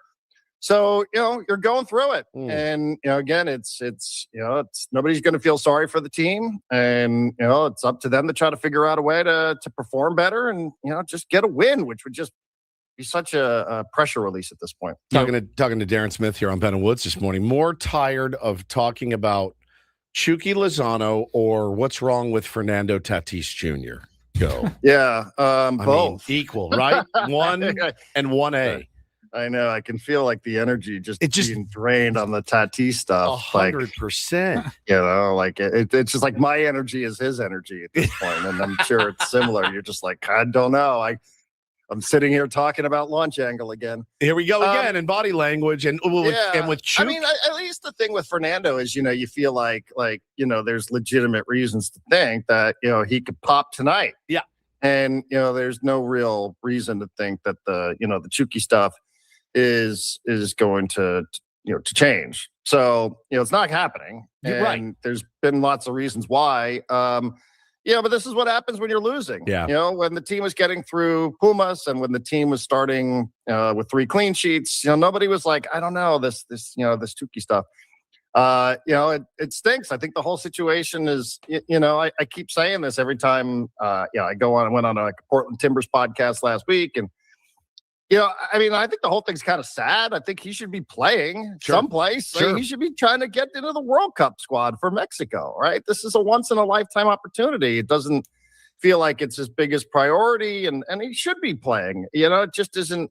It's not here, and I think from that standpoint, it's just gonna, it just lingers. It just kind of hovers around, and it pops up at times where you sort of expect it. So, I wish there was a better solution for it, but right now it's just a sort of status quo on that. I would be shocked. Mikey Varas is committed. I mean, the guy believes what he believes, and they have made their decision on Chucky Lozano. Do you think there's anything that could change their mind at this point? I mean, Chucky, hat in hand, goes, I was so wrong. I want to be totally on board with the program. You will never hear a peep out of me. I just don't think that he can. I don't think Mikey can go back. He's made his decision. He firmly believes what he believes, and that's not changing anytime soon. No. And, I don't think it's just him, though. And he's the guy that stands there and does the press conferences, right? He was the guy that went viral last week with the no chance line and then asked again afterwards because he's the one that does the post-game press conferences. But the person who announced it was the sporting director, who was Tyler Heaps. And, last I checked, unless I'm misunderstanding the dynamic at San Diego Football Club, the head coach reports to the sporting director. And the sporting director explained the chain of command all the way up to ownership that was on board and involved in this decision. So it's not just about a coach. I know I know it's because it's his face and it's because it's him at the podium. And I understand it. I understand. It's like, well, what happened? What could have happened that was so bad in that locker room at halftime? And it's not just about that moment. I think it's a series of things that might have culminated in that moment, but it is very clearly to me, it is the sporting director, the general manager of the team, the head coach, and others in the organization. So I think you'd have to do more, just in a hypothetical, because I don't think this is where this is heading. But, you'd have to probably do more than just change out a head coach if you're going to find some resolution here. Their decision is made, and I think that they thought that they could move on from this by now, that maybe that his desire to want to go and play in the World Cup would help create a resolution for the situation, and it just hasn't happened. So as a result, what we get is these kind of weird social media posts from the player by himself standing on a field with music in the background and awkward answers to questions from the head coach as well when he's asked about it. Yeah, he's like a squatter. He's basically just squatting there right now. At this point, I know. And it stinks. It stinks, yeah. And I think it was Kraz wrote about it. It said the league's first transfer window of the season is closed. The next one opens July 12th. So does that mean this dude's going to be lurking around for 2.5 more months? Yeah, and that's the time during the World Cup break as well. So I think it's it's pretty clear that that's the next opportunity and that's the priority, that you have to figure out a resolution on this, not just because it's sort of, clumsy and it leads to situations like having him post on social media from the training ground, right? Like so weird. I mean, that was just so weird where he's just like doing this selfie video by himself on the team's in a 3-game losing streak. I mean, how do you think that goes over in a locker room? I don't know. But also it's like you also need that designated player spot. Like if you're going to come to some sort of financial resolution or whatever, or you're going to transfer him to another team or whatever. Yeah. You also just need that spot. Like you need, at some point here this summer, I think it's pretty clear. One of the things that we're seeing play out in real time is, they know what they're going to have to address in the summer transfer window, and having this subtracted from the squad in order to make an addition to the squad is definitely a priority for them. Talking to Darren Smith here on our SDCCU fan hotline, and mentioned earlier, Darren, that there's not a single person in San Diego who wouldn't have instantly signed up for a 19-11 start for the San Diego Padres. That is good, very good. But the Padres are off to a good start. Do you believe they're a good baseball team overall, though? Because there are some numbers behind the numbers that would be cause for concern, not just Fernando Tatis Jr., but with the pitching staff, with Jackson Merrill right now. There are reasons for some pessimism as well. Yeah, I mean, they're 19-11. I'm glad that they banked these early wins. I was thinking about this. Speaking about Tatis, wasn't he off? Like, didn't he have an amazing April last year and then it leveled off? Yeah, kind of tailed off towards the end of the year. So maybe this would go in reverse. I don't know. I don't know that I'd bet money on that, but maybe. Do I think they're good? I mean, I think that they've given you reasons to believe that maybe they won't sustain this pace, whatever that winning percentage is. But, I do think that the lineup, I think that, having a much deeper lineup, I think the bullpen, after a couple of bumps and bruises early on, I think, if it's an Estrada that's coming back, I do think Morejon will probably look more like Morejon from last year than he will what he's looked like for the first couple of weeks. I'm not convinced that it's a world beater. I'm not convinced that it's a team that's got a 90% chance of going to the playoffs. And obviously we know over the long span of a season that, these innings will add up. These extra innings for people will add up, especially guys that are being asked to do certain things.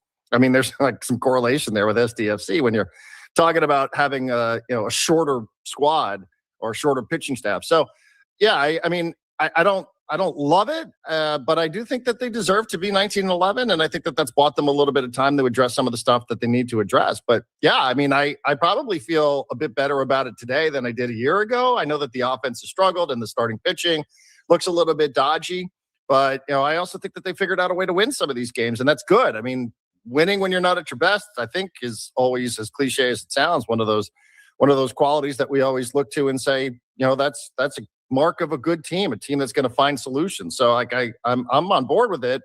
Maybe a little overinflated in the record, but so what? Who cares? Yeah, I mean, there's been other times where you played well and you haven't had the results. So those things balance out. That's exactly right. And we're gonna have Josh Stein on Steiner at 9 this morning. And I listen, it's crazy because I'm sitting here going, yep, you're going to need, probably at the deadline, this. You're already planning for it if you're a Padres fan. And, you start to see reports come out, oh, this guy's actually tearing it up and this guy's tearing it up. I fully expect it to be as it's been. If the Padres continue at this pace, maybe they don't even need any help. But, if they do get there and it's, they're definitely in it, I expect them to be pretty active. And again, prospects are playing well, and guys like Ethan Salas, is he going to make it till next year? It's crazy. Yeah, I mean, I think we've also had some questions about the last couple of seasons. Nobody really seemed convinced at all for 162 games that bunting your way to the postseason was going to work. The previous seasons, like, well, how much longer can you go with Matt Waldron?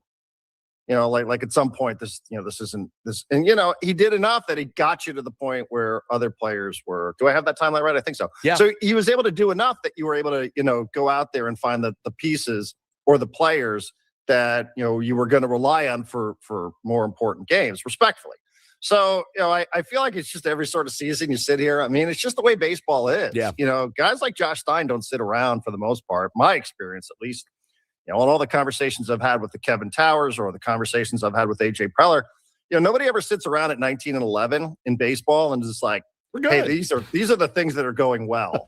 They're doing exactly what we're doing here. They're like, these are the things that are going to hold us back, and that's really what the first half of a season is in baseball, is trying to figure out what the things are that you feel like might hold you back, no matter what your record is. The best record in the league, the general manager with the best team in the league, is doing the same thing.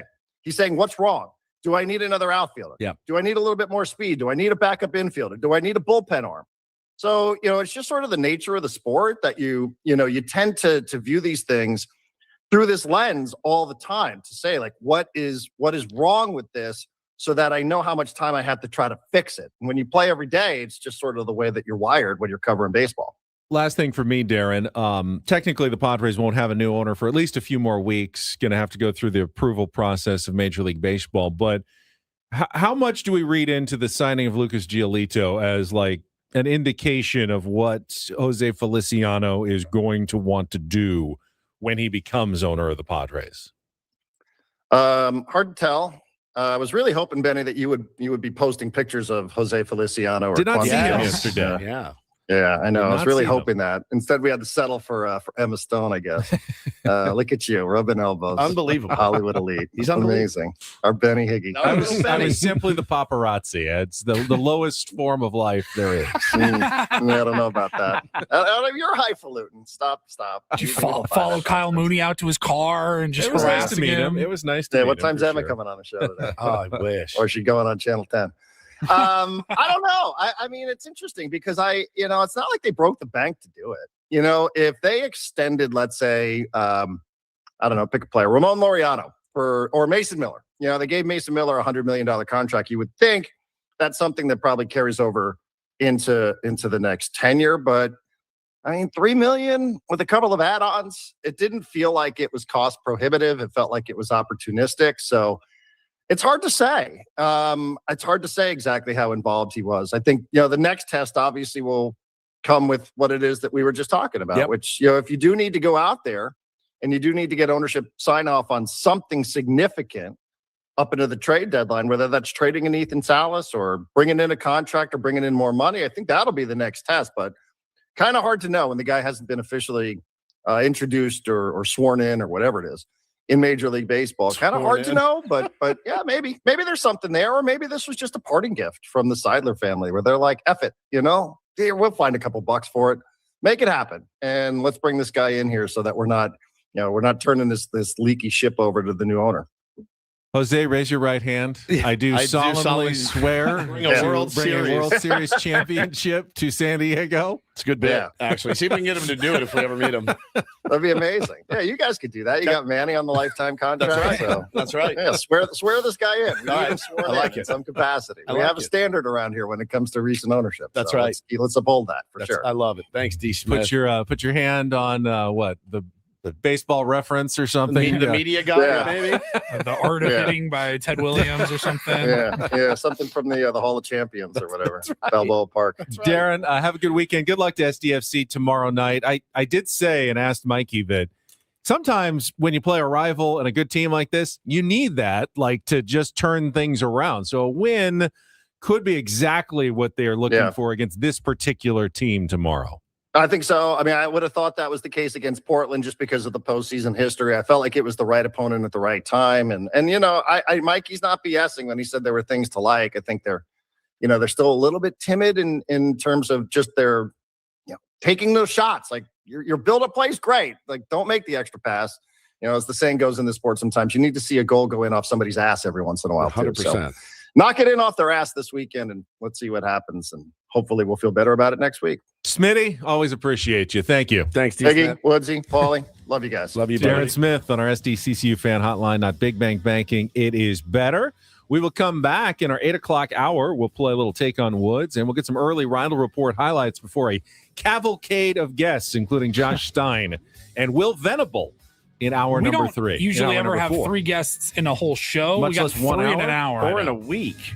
It's all coming up. Don't go anywhere. Ben Woods on San Diego's #1 sports station, 97.3 The Fan.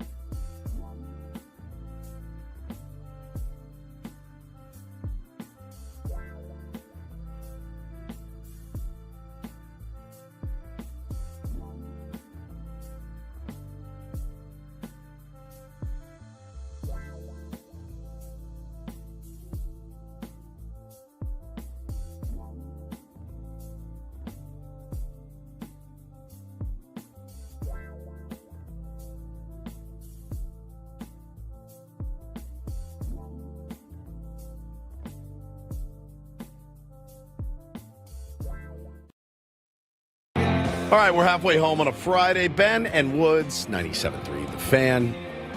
Excellent Friday. I'm wishing all of you an excellent Friday afternoon.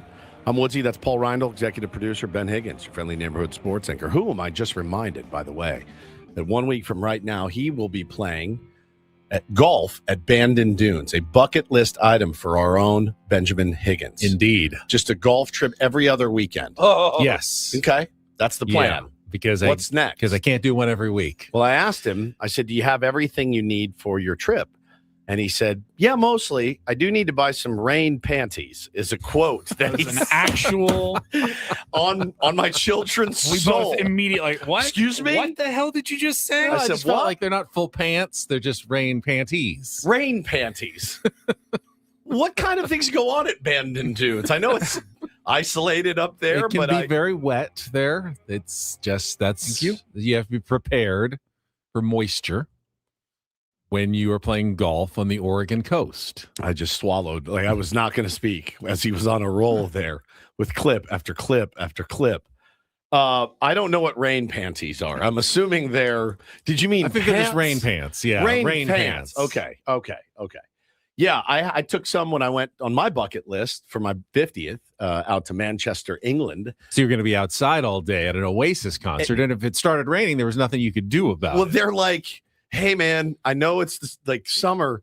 It pours rain and it's freezing. So come prepared. So there was one day it was hot. Next day when we went out to the show, it was pouring rain. So I did have some like moisture wicking pants, and I had a great slicker on, and I had some shoes that were waterproof. And that's one of the great things about Bandon. There's no like rainouts. Like here, if it's pouring rain, you don't play golf. But there, no rain out? There, it's built on sand dunes, so it doesn't puddle. It all drains really well. Okay. So as long as you can battle the elements, it's like going to Scotland in that sense that you just play through it. That's part of the game. The wind and the rain is part of the game up there, so you have to be prepared for it. The other thing you may know about Bandon, there are no carts, so it's all walking all the time. Oh my God. You can get caddies, and we've got one for some of our rounds that we're looking forward to someone to carry the bags, but you still have to walk the whole day, sometimes 36 holes. So that's going to be, 10 to 20 miles of walking a day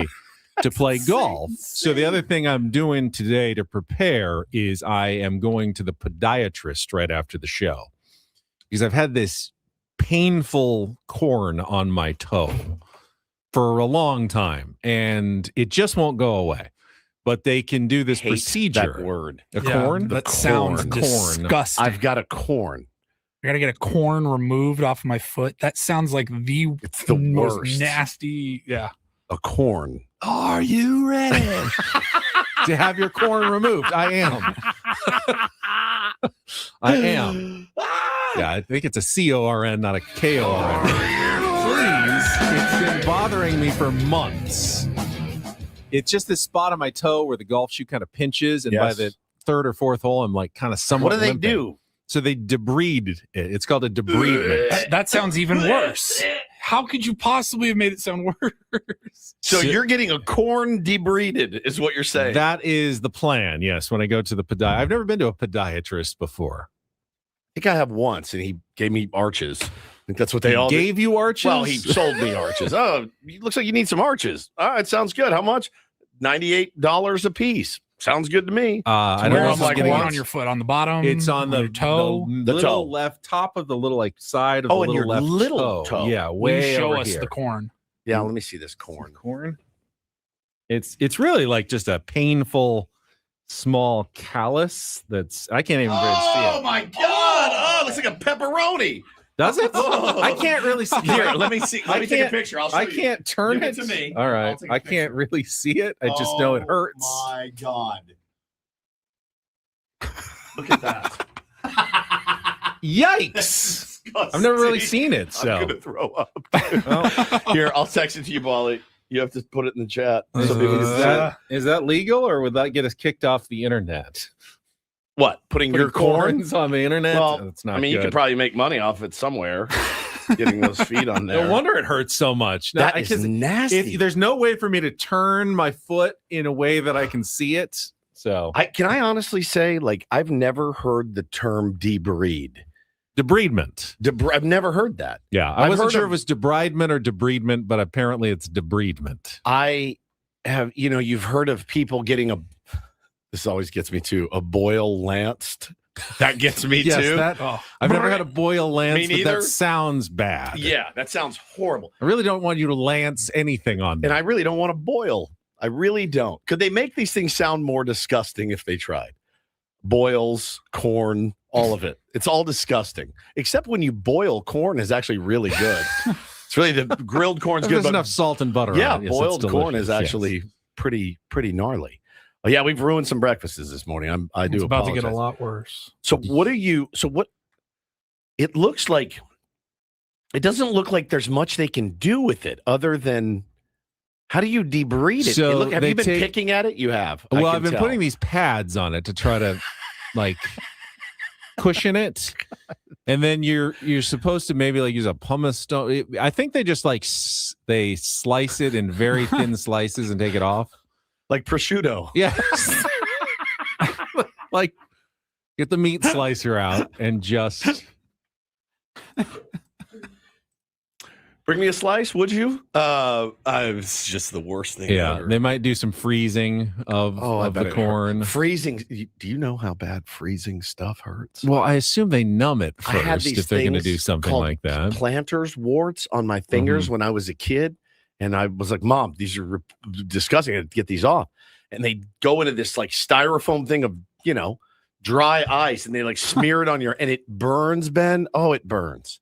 I mean, it doesn't hurt at all. Like if I'm wearing flip flops, there's nothing touching it. Right. Doesn't hurt at all. Doesn't it does affect hurt, me. Megan. It does. But when I am in like tighter like golf shoes and doing a lot of walking, it can start getting really painful. I bet. And you're doing so much and there's so much walking. walking. So Oh, I'm going to go to the podiatrist and see what they can do for me. Now I'm excited to get the download of it after you're back, certainly. But there's so many myths and there's this lore about Bandon Dunes for anybody that's been there. They'll tell you like this is like Mecca on our continent. This is like the place you go. This is for golfers, golfing junkies.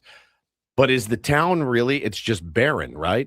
So there is a little town of Bandon that I believe has some shops and restaurants, but it's not like a tourist attraction. Like how big? I don't know, couple thousand people. It's pretty small. And then the golf course is like just 10 minutes up on the coast. And it's really its own community. They have multiple like inns and cottages and stuff where people stay. They got multiple like restaurants at every course and at the main clubhouse. So you can eat one night, go to the Irish pub, one night go to the steakhouse, one night go to the sushi place. I mean, they kind of just make it so you never have to leave. You don't even need a car. Once you're there, I guess you get a little app and there's shuttles and you just say, pick me up here, take me to the driving range, take me to this course for my tee time. And you just follow. How many courses? There are 7 courses. You playing at them all? Bandon now. We have tee times at 6 of them for our 5 days. 4 nights, 5 days, 6 courses. There's 5 full-size courses and 2 smaller courses. Man. Bandon Dunes, Pacific Dunes, Bandon Trails, Old McDonald, Sheep Ranch, Bandon Preserve, and Shorties. Those are the 7 looks beautiful courses at Bandon Dunes. It really looks beautiful, and it looks incredibly hard. Incredibly difficult. It's not so there's so much trouble. Look at all the trouble around that. But you green. love playing like desert courses. You're not going to lose as many balls. There's like wide, big fairways. The greens are enormous. What's really hard is the elements. The wind is constantly blowing one way or the other because you're right. It's like Torrey Pines on the cliffs above the coast, and there's no protection. So you got to be able to kind of keep it low and got to move it left and right. So it's a good test for experienced golfers. No gentleman's club up there, I bet. I don't think there's anything. Okay. There's a casino somewhere like 20 minutes to the north in Coos Bay, Oregon. What? That's like the bigger town just north of Bandon, Coos Bay. COOS. I got it. I got it. What a trip. What a trip indeed. I'm looking forward to it. I'm actually going to do the show on Thursday next week from Eugene because I fly in late Wednesday night. but I don't pick up my buddy until like 9:30 or 10. So how do you we'll pick do him up? Are you renting a car? Yeah. Okay. Yeah, I'm so renting you a fly car. into Eugene. Yeah, renting a car on Wednesday night and drive then up, pick him up, and then we drive down to the coast. Yeah. How long? It's about 2.5 hours from Eugene, they say. Oh my God, man. Yeah. This is like a real journey. Like It this is. a big, and it's a pilgrimage. big Yeah, undertaking. It's a pilgrimage. I had my Polly's wife. It's the whitest trip ever. It is. It is straight up across the board. This or Branson, Missouri this is exactly the whitest trip of all time. The pilgrimage is fun. It is. I had the long flight. I had the epic 16-hour day of getting out there way early, standing in the rain, going to the show, getting back. There's nothing like it. And that feeling when you lay down on your bed after it's over and you go, man, I just had the best day. The best. I hope you play well. Does that matter? too. Does it matter to you? I mean, it always matters. Yeah, you don't yeah. want to play terribly. My mantra right now is just stay relaxed, Yeah, have fun. I just play better if I don't get all tense. Take it in. Take it in. I'm I'm very happy for you. This is not something you would have considered years ago. And now you're doing it feels like most of the golfers I know have made this trip before. Yeah. And everyone, when I say I'm going, they always say the same thing. You're going to love it. It's like the best place I've ever been. If you're a golfer, they always say the same thing. It's the best place I've ever been. Our buddy Matt Janella named his son Bandon. He's been there. I think he's been there 28 times. That's how much he loves it. He loves it that much. He named his son Bandon. I love the Padres. It was not about to name Taylor Petco. Petco Woods, it's a great place. One of my favorite places on the planet, but Petco Woods doesn't have a great ring to it. But I'm happy for you. So next Friday, you'll be out, and then Monday. Yeah. You're traveling I'm back traveling Monday? back on Monday, Got it. so then I'll be back for the show on Tuesday. All right. What kind of present are you going to bring us? Ooh. Well, no, I'm sure they have some merchandise available up there. Bring I would like You're not a golfer anymore, though. Yeah, so. but I still have golf stuff. I will eventually. Okay, you'll pick get it up back again. to it, so I can get you What do you something think, like a towel? Golf related. I can do better than that. Can you? I A think shirt. so. I think more like a shirt. cool or shirt. Yeah. All right. Okay. I'm an XL. You want one of the cool ball marks, like the metal ball mark? Yeah. I always think like that's a those fun too. present. Yeah, I like it too. All All right. right. Good. Let's take a quick time out. When we come back, it is time for Take on Woods. If you want to be our contestant, music, movie, or TV trivia, 833-288-0973. You'll be playing for the grand prize drawing of field-level tickets to the Padres-Phillies game on Memorial Day. Call us now, 833-288-0973. We'll be back to play our game coming up next on San Diego's #1 sports station, 97.3 The Fan. Honestly, probably couldn't have done the Bandon trip 3 years ago. Was not in good enough shape. Overweight. Too portly. Too portly to make it around. At Too least portly to go to 36 Portland, holes. yes. Could not have done it. But went through the SDFatLoss.com program, lost 40 pounds in 60 days. That has allowed me to change some other things about my life. Obviously, get on the Peloton regularly, can walk, Goat Hill. I can go up and down the hills. No problem now. 18 holes, especially if I get the corn off. But it changed my life, and I think it can change yours as well. It's a doable program. You can lose weight fast, but you still get to eat while you're doing it. And I hated the program. I did other programs where it was just bars and shakes, and I was going crazy. But with SDFatLoss.com, I look forward to what I ate every day. Yeah, it wasn't a ton while you're losing weight, but it was doable. And I got great support from the coaches. You will as well. Talk to your counselor. Set up a free consultation right now at SDFatLoss.com. And when you sign up, get $200 off the spring special. Find out how you can lose the weight fast without the GLP-1s, which are expensive, and you need to stay on them consistently for long periods of time in order to keep the weight off. With SDFatLoss.com, one-time program, 2 months, change your metabolism, change your life forever like I did. Just go to SDFatLoss.com. That's SDFatLoss.com. Results may vary.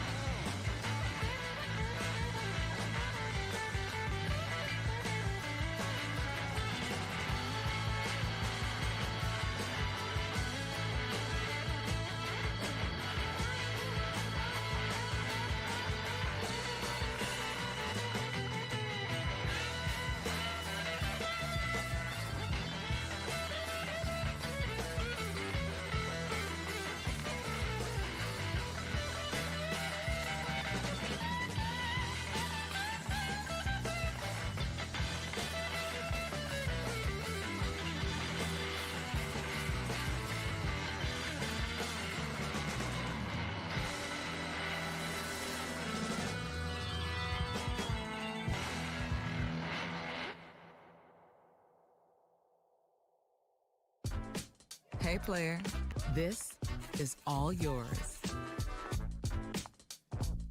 This room with this view.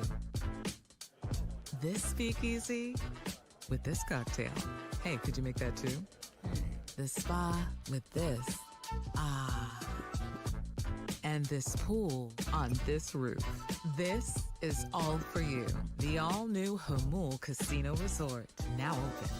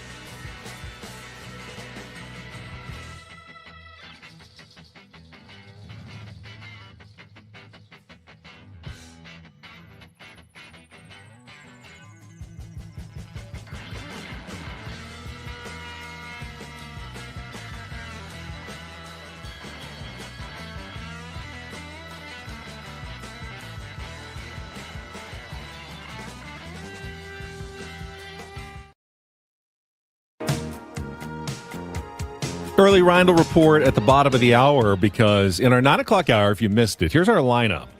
Management Report with Josh Stein, Assistant Padres General Manager at 9.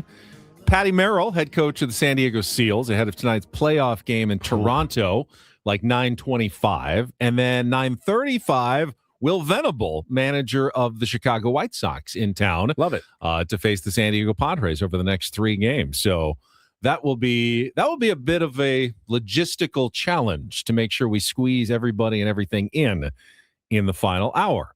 Right now, though, we're still on regular schedule, which means it's time to play Take on Woods.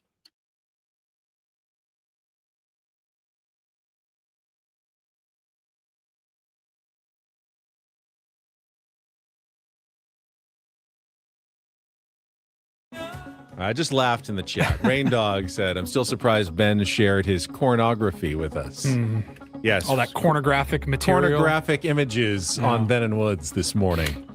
Is Rain Dog the one who also said that he is going to be a dad? I think he did. He said earlier, I'm going to be a dad.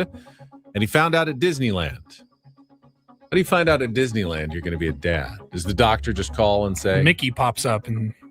You didn't take like a home test at Disneyland. That's weird. But congratulations, Rain Dog. Right now, though, it is time to get to our game. It is Take on Woods. It is brought to you by Bay Alarms, security and fire alarms for every business. We got you, and we're going to head up to Alpine to talk to Justin. Good morning, Justin. Good morning. Were you like to play Take on Woods? I assume that's why you're calling. Yes, sir. All right, good. We've got let's get it on. 3 categories for you, movies, TV, or music. If you can beat or tie Woods, put you into the drawing for the grand prize tickets to the Padres-Phillies game on Memorial Day, field level seats for you. Here are your category choices. We've got in music still, That's Just Mean. Those are very specific lyrics, all 2-second songs that are just insulting. You got to give me the song titles and artists. We've got TV, house calls, TV shows with house in the title. And our new movies category, Live from New York. 5 movies that were originally Saturday Night Live sketches. So music, That's Just Mean, TV, house calls, or movies, Live from New York. What would you like to play, Justin? Let's go movies. Movies. All right, back to movie category again. 5 movies that were originally Saturday Night Live sketches. You'll have 60 seconds. If you don't know an answer, you can pass. We'll come back to it if there's time left on the clock. First question's the 2-second movie clip. Paulie will play a little audio. You have to name the movie based on the clip. Justin, you ready to play? Yeah, let's go. All right, 60 seconds on the clock. The category again, live from New York. Your time begins when Paul plays our clip. Good luck, Justin. Let's take on Woods. We're not worthy! We're not worthy! Wayne's World. Correct. Dan Aykroyd and Jane Curtin star as Beldar and Premat, aliens from Remulac living in New Jersey, in which 1993 film? Conehead. Correct. A pair of brothers frequent nightclubs and bob their heads to Hathaway's What Is Love, in which 1998 flop? Night at the Roxbury. Correct. Which 1994 film was so bad it was pulled from theaters after making just $60,000 on its opening weekend? Oh, and we never learned the gender identity of Julia Sweeney's character. It's Pat. Correct. Will Forte parodies a 1980s action television show that starred Richard Dean Anderson, in which 2010 film that developed a cult following? Gruber. Oh, very Well nicely done. done, Justin. 5 for 5 on the Saturday Night Live movies. I don't know that I've seen any of them. I haven't even seen Wayne's World. What? I don't think I've seen any of those. Coneheads? I don't think I saw Coneheads either. Jesus Christ. Did you see? Have you Add seen them to all the of them? list. Have you seen It's Pat? I have not Night seen at the It's Roxbury? Pat, and I chose not to see MacGruber. And I definitely haven't seen MacGruber. But I've seen Wayne's World, Coneheads. All right, and you're Night at the in, Roxbury. Justin. Just stay on the line. Paulie will get your information. Let's bring Woods back in. We've got movies again for you today. Hope my lip reading isn't as good as I think it was. Oh, does it give you an idea of what may be in store for you? I think it did. All right, put your thinking cap on. Okay. 60 seconds on the clock. Your time begins when Paulie You plays tell our us movie, right away, yes or no. movie clip. Good luck, Woods. Let's take on Justin. We're not worthy! Wayne's World. Correct. Dan Aykroyd and Jane Curtin stars Beldar and Premat. Coneheads. Correct. A pair of brothers frequent nightclubs and bob their heads. Night at the Roxbury. Correct. Which 1994 film was so bad it was pulled from theaters after making just $60,000 on its opening weekend? Oh, and we never learned the gender identity It's of Pat. Correct. Yeah. Will Forte parodies a 1980s action television show that starred- MacGruber. Wow, very well done. You both killed that. 5 for 5. Category was called Live from New York. Unbelievable. SNL movies. And I admitted to Paulie, that what I have you not thought it seen was? any of those. I haven't seen Coneheads or Wayne's World either. You haven't seen any of those I haven't movies? seen any of those 5 movies. Add them to the list.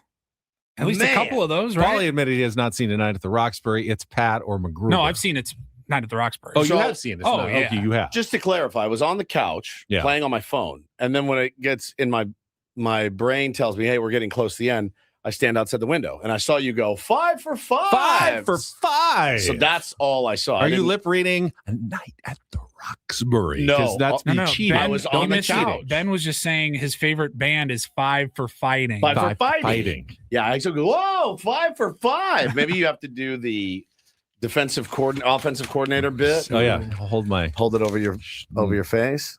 Yeah. That's a good point. That's why Ruben, when he just stands there with his hand over his mouth when he's talking to the pitcher. I would never cheat. I never saw It's Pat, and I never saw MacGruber. No, apparently no one did. They pulled it. It was in 3 movies. It was like in 3 cities. Yeah. One weekend, and it was so bad they pulled it. I did see. I liked Wayne's World. Mm-hmm. Night at the Roxbury made me laugh. What was the other me, ones? him.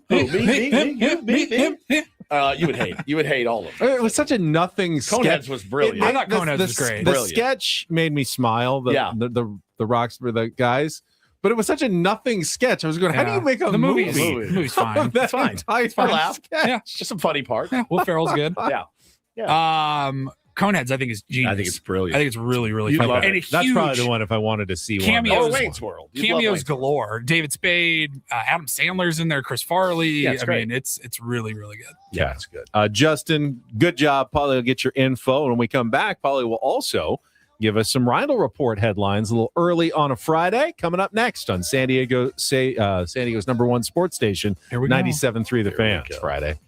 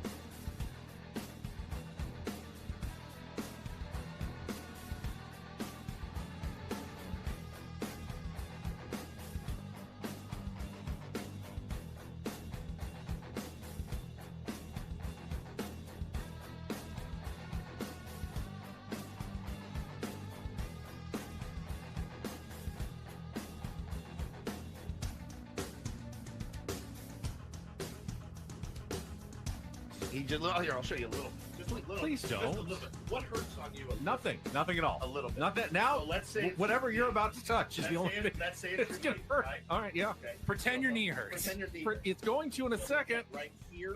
Oh, that is not pleasant.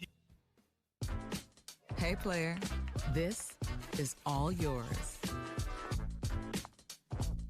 This room with this view.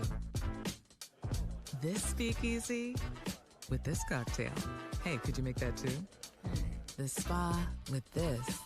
Ah. And this pool on this roof. This is all for you. The all-new Hamul Casino Resort, now open.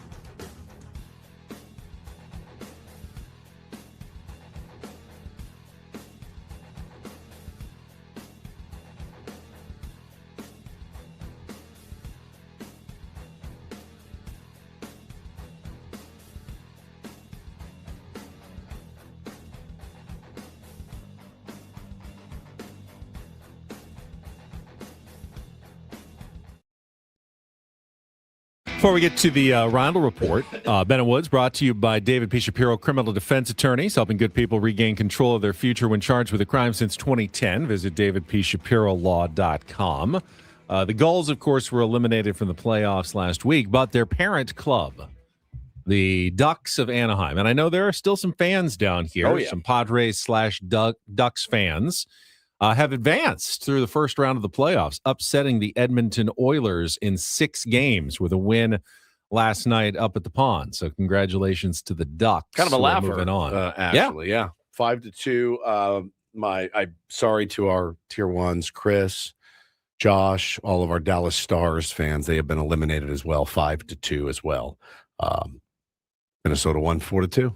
And then in the NBA, I mentioned it a little bit earlier when I did my impromptu reach around. Joel Embiid, though, maybe the biggest surprise so far that the Celtics are still alive, or that the 76ers are still alive against the Celtics in that series. Because I think they lost 2 of the games by over 30 points, and it looked like they were going to go down pretty easily. Like the Sixers. They have fought back and have now forced a game 7, at least in Boston this weekend. Could be a really cool weekend for Philly. I mean, I know their baseball team they just walked off the Giants twice in one day. The Flyers have advanced in the NHL playoffs, and now the Sixers. That'd be cool to have a city like that where all that was going on at the same time. Yeah. Tonight, 3 of your 7 teams are all. No, I'd be for more sports. You know me, I'm always for more sports. I know. 3 games tonight, all potential elimination games. Orlando is at home trying to eliminate the number 1 seed Detroit at 4:00. Toronto is trying to stay alive at home against Cleveland in Game 6 at 4:30. And the Lakers are in Houston. Now, they were up 3-0, but then lost games 4 and 5. And now Houston, if they can win at home, can send that to a Game 7, which is, obviously No Kevin Durant. blow the 3-0 lead. And he's out. But he was out last game, and they still won at Staples Center, Crypto.com Arena. So they have a chance to force the Game 7, and then things would get a little tight for the Lakers. Yeah, get a little dicey. You don't want to be the team that blows the 3-0 lead. 100%. That's pretty embarrassing. All right, take it away, Paulie. All right. Oh, wait, first traffic. From the 855 Get Roz Traffic Center. Injured, demand justice. Demand Jurowitz. 855GetRoz.com. I-25 in the northbound direction. Expect some delays before and after the 94. Rest of the way towards the 8 or continuing towards El Cajon. Looking pretty good. And get things started here with our today's edition of the Reindl Report. Now tuned into the greatest. Welcome to the Reindl Report with Paul Reindl. Hi, Paul. All right. 2 stories from the world of sports that we haven't gotten to yet. We'll start off in Major League Baseball. And 1 story that you didn't know you needed. Are you laughing, biatch? It's the Reindl Report Hey, Paul, how you doing? Okay, how are you? on 97.3 The Fan. Are you ready to bless the mood? I need some help, please. That was good. Can I get a yeah? Oh, yeah. All right. All right. All right. All right. All right. Happy Friday, gentlemen. Happy Friday, buddy. Look, Padres off day yesterday. We kind of hit a lot of the sports stuff throughout the morning anyways. So not a whole lot. I did want to give a congratulations. Didn't know if we were going to get to it already. We have not. Congratulations to one Mason Miller and his wife, Jordan. Saw on Instagram yesterday, they posted an announcement. She said, entering into our most beautiful season yet. Every good and perfect gift is from above, James 1:17. And it was a picture of a mirror on a beach, and you can see him and his wife walking away, and there's 2 little shoes and some pictures. They are announcing a baby on the way. Did not see if it was a baby boy or a baby girl, or if they don't know yet. Be cool if congratulations. if they played blind as the child was entering the world. Right? If they played the corn song. Yeah. As he was entering, like one final push to have like the lights go out, flicker on and off. She's like, please, I really just want to have this child. And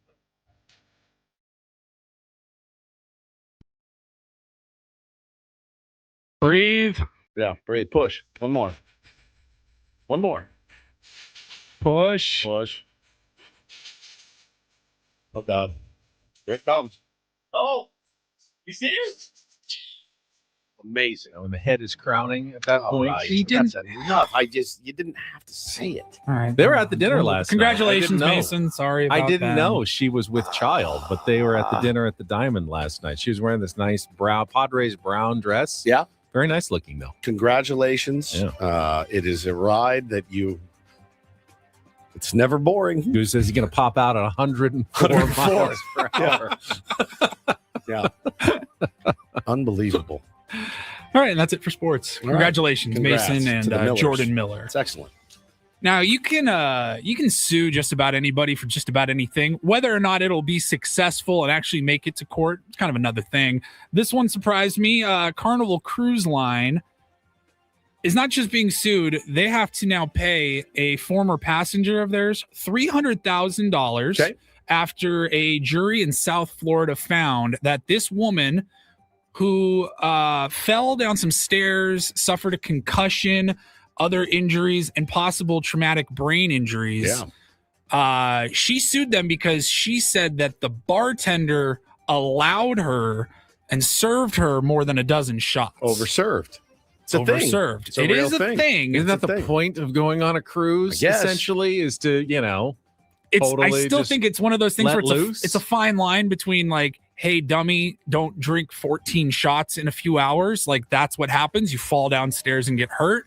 But she sued the company, the cruise line, Carnival Cruise Line, and was awarded, a 45-year-old woman was awarded $300,000. Man. They said where it got weird was she was served at least 14 shots between 3 p.m. and 11:30 p.m. She experienced the fall. All right, so this is over nine hours. A whole day. I could have sued so many bartenders in college if I knew this because I was overserved quite a bit. So it's probably not the same bartender all day, too. And usually on those cruises, it's all inclusive, even the alcohol. Yeah. So, I mean, how are you going to keep track of one woman going from like probably bar to bar? I know. I think you can I'd like a just tell. tequila shot, please. Maybe you If can they've tell had if they're loaded. 15 plus shots. Yeah, but I've got to imagine that millions of cruise passengers every year are overserved. Oh, yeah. So the last shot was served at 11:37 p.m. The fall happened between 11:45 and 12:20, and they said, concussion, headache, possible traumatic brain injury, back injuries, tailbone, bunch of injuries. And they're saying here that the jurors were presented with evidence of 30 minutes of missing surveillance video. So they weren't able to, like, I don't know if the cruise line deleted security footage of her walking through from place to place. Yeah, I don't know, but the jury was not, there was a 30-minute loophole, and basically the jury decided, yeah, that's on the cruise line. Yeah. You have to pay her out. And there's another story, like, I don't know that we talked about it on the Reindl Report, but Royal Caribbean, another major cruise line, they had to pay out, or they're still involved in litigation because of a wrongful death. You know, it's one of these things like that one, the Royal Caribbean, it said 33 alcoholic drinks. What's the most you think you've ever served drank in a day? Oh my God, man. Depends. Probably Depends. Depends. The worst blackout I ever had drinking was like probably 15 cocktails over a night. Yeah. It was my buddy he won an open bar at a sweet spot down in the Gas Lamp. I was 21 and a half years old. So I did 21 shots on my 21st. I did that Power Hour. That was I've not never an done hour. anything like that. I did Power Hour. That was awful. Power Hour is the it was a shot of beer. They had this app or whatever. It would change music every minute. I did 21 different shots on my 21st birthday. Vomited all over. That Club we did not Clear. do. We did shots of You know beer. what the last one was? The Three Wise Men. It was the Jim, Jack, and Johnny. That's the layer. Like, Those are this the is the three last wise- one, and I went. Do they mix them together? Or you just take No, they three mix at a them time? together, Ooh. and you drink it, and then you and I just booted right there. It was over. Oh God, I can't even. I think the most I ever drank, it wasn't nearly like your stories, but I went to the Firestone Walker Beer Festival up in Paso Robles, and it's all day. And while it's small bits of beer, like you're tasting Strong, them, though. but they're like some like 12% alcohol beers, and by the end of the day, you've had like 60 of them, and you just stagger back to your hotel room Loaded at that point. No, there's been a lot, but not anymore. I have one quarter of an old fashioned, and I'm slobbering drunk now. It's very strange. And then finally, got a kick out of this story out of Los Angeles. A man was arrested after hiding inside of a Best Buy in Pasadena after closing hours. He just hid from employees. I don't know exactly where, it doesn't say, but he hid inside of the store. They shut the lights down, and then police were called at about 1 a.m. when employees who were still there at work, they saw some surveillance footage of a man just walking around the store. Police showed up. He was arrested for burglary. There were teenagers actually waiting outside of the Best Buy, camping overnight because of a new Pokemon card release. This guy tried to get a jump on everybody. For cards. The 45-year-old man. I don't think he thought it all the way through. No.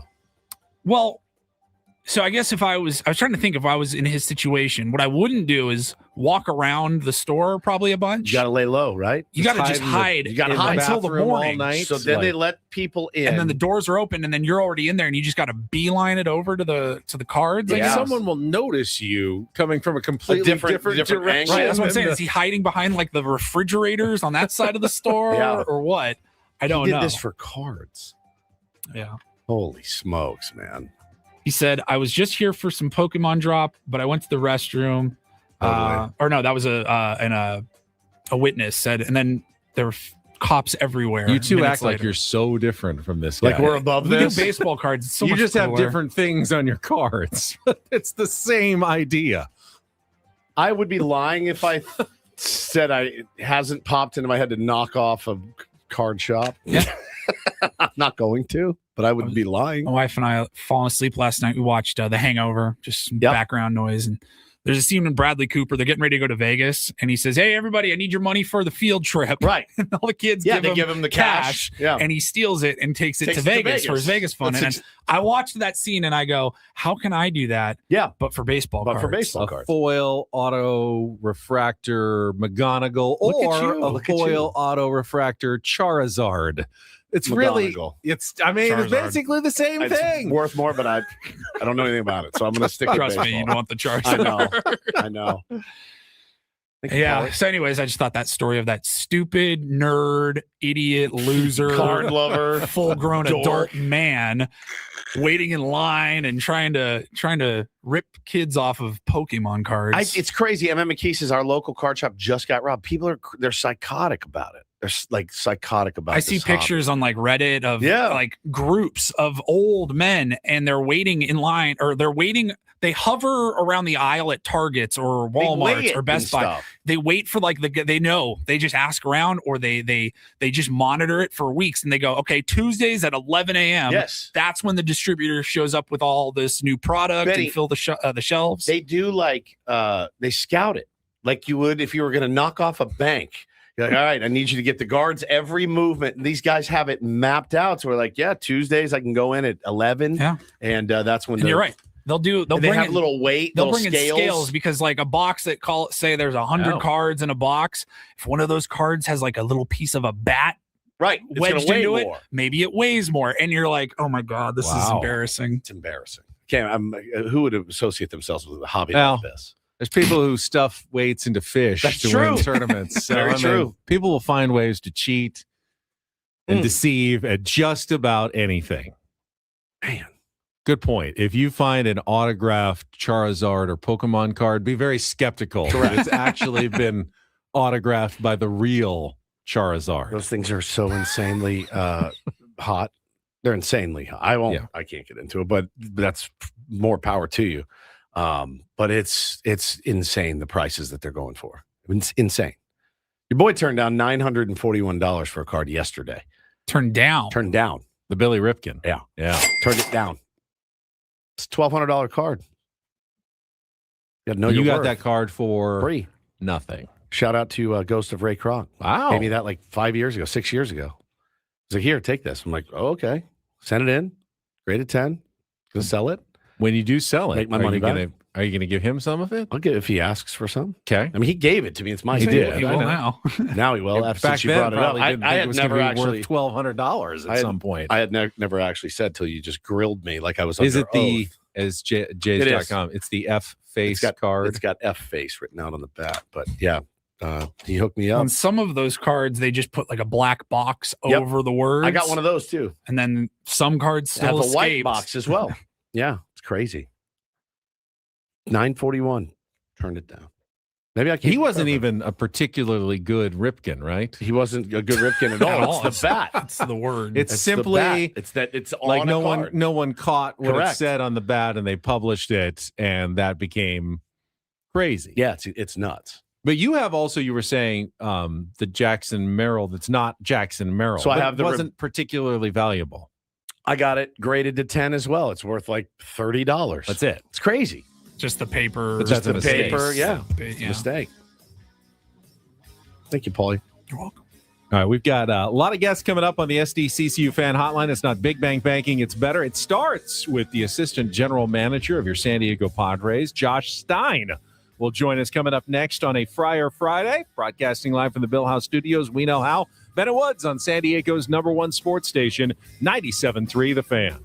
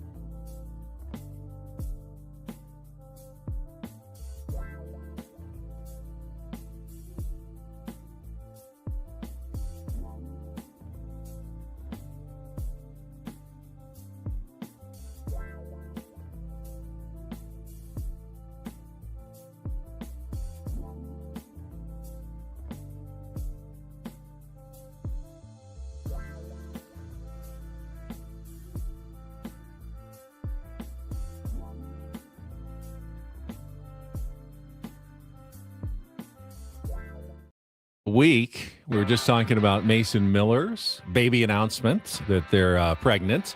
I want to congratulate last week's roundtable guest, Kyle Glazer. They had their second baby girl, announced that yesterday on social media as well. Congratulations to Kyle. This hour on 97.3 The Fan brought to you by GL Pools, the swimming pool experts trusted by thousands of San Diegans since 2006. Baseball is back, so is swim season. Make sure your pool is ready. Call now and mention radio for a free month of pool service. And it is time right now on a Friar Friday for our SDCCU Management Report. It's not big bank banking, it is better. And joining us, Assistant General Manager of the San Diego Padres, Josh Stein. Now, I was on the red carpet. I did not see Josh Stein yesterday at the dinner on the Diamond. Did you sneak in around me, or did you not attend, Josh? I was there. I was there keeping the low profile. That's always kind of my goal at those things. But I was there and enjoyed it. Nice evening, and obviously a lot of money raised for some great causes. Absolutely. Well, I was saying earlier today, we're through one full month of the baseball season, and there's not a single Padres fan listening right now who wouldn't have instantly signed up for a 19-11 start this year. Even though there are some things to be concerned about, offensively, pitching injuries. But I want to ask you, what in your mind has gone right for the San Diego Padres so far this year? Yeah, I mean, I think you ultimately start with, the record, and, it's what we're here to do is to put a team on the field that is winning baseball games and finding a way to win baseball games. I think we've, collectively, done a great job up and down the roster of and the coaching staff really of putting players in great positions to succeed and, finding a way to win close ball games. And again, there's no, there doesn't tend to be one thing, in a to win a one-run game or to have a comeback. It can be the bullpen, when you're trailing by one or two or three runs, holding that deficit. It's allowing the offense, more time to come back from a manageable deficit. Obviously, it's winning the games that you have a 1 or 2 run lead in the middle innings. And I think it's, again, a testament to really a strong bullpen. Some pitchers that have done very well keeping us in games, kind of up and down that rotation. And then I think we've all seen it. Timely hitting and the ability to come back or get that 2-out RBI single that, puts you ahead in the 6th or 7th inning. Those things have kind of gone right this month. And I think the record is a reflection of that. Yeah, it totally is. And been some really cool moments so far this season. I mean, Gavin Sheets, there's been, Campy has been such a great story for you guys. And that's, it's a guy you guys brought in and developed, and to see him, really make the most of his opportunities. That's got to feel good for you and AJ, man, when you see stuff like that. Yeah, I mean, it does. I think, specifically to Campy, obviously, a player that's been in the organization a long time. We've really seen him, grow from being, a teenage catcher. And then again, that's a position that's, it takes time to develop. And, it's been great to see his maturation. I think, a lot of us in this organization have seen it, over the years and behind the scenes, but, for it to come out and play out the way, that it has this year at the major league level, I think, yeah, there's certainly, it's gratifying. And, again, I think, full credit to Luis for all the work he's put in, a lot of credit to, again, a lot of coaches that have poured into him, over the last few years. And,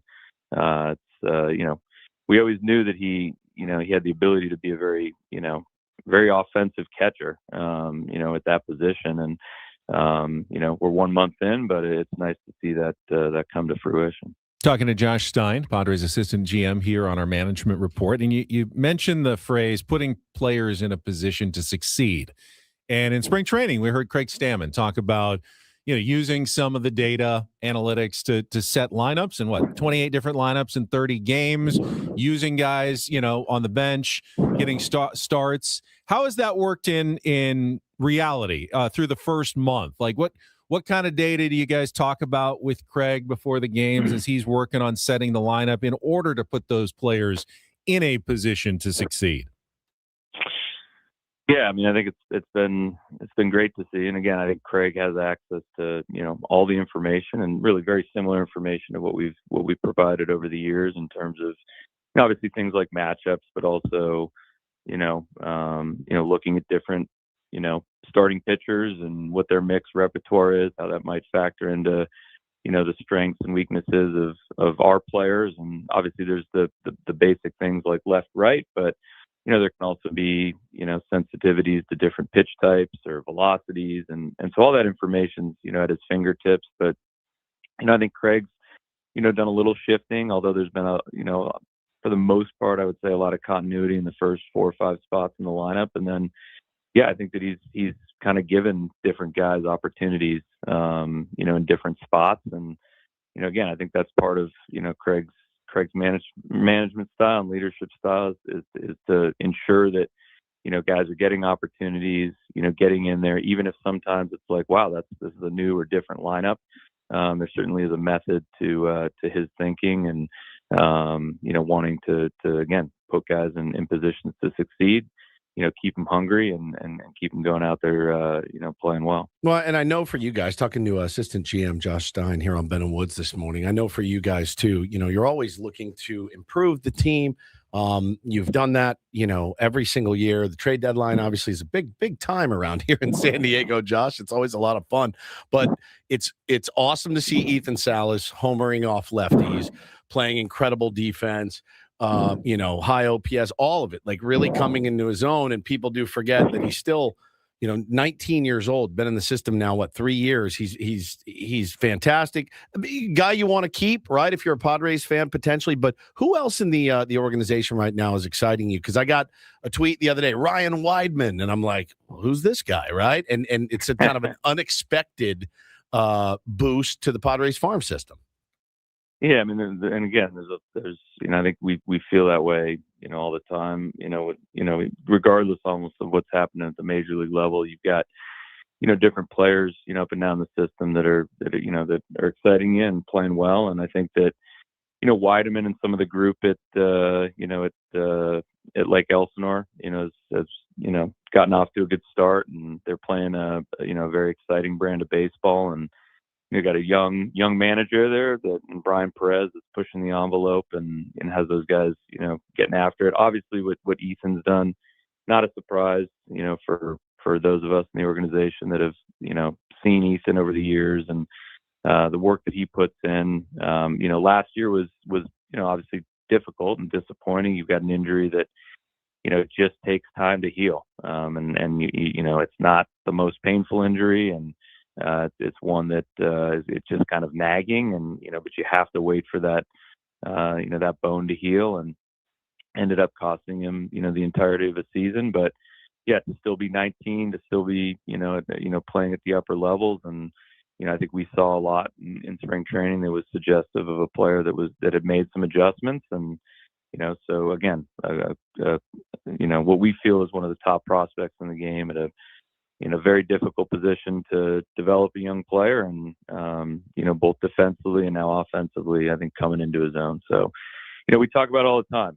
There's we feel as though we have a number of prospects, up and down the system that, again, it may take a little while for the industry to say, okay, the Padres have a relatively strong system, but the proof is always in the pudding. The proof is in what other teams think of your players, and ultimately what you can produce at the major league level. And I think so far we've seen that, over the years.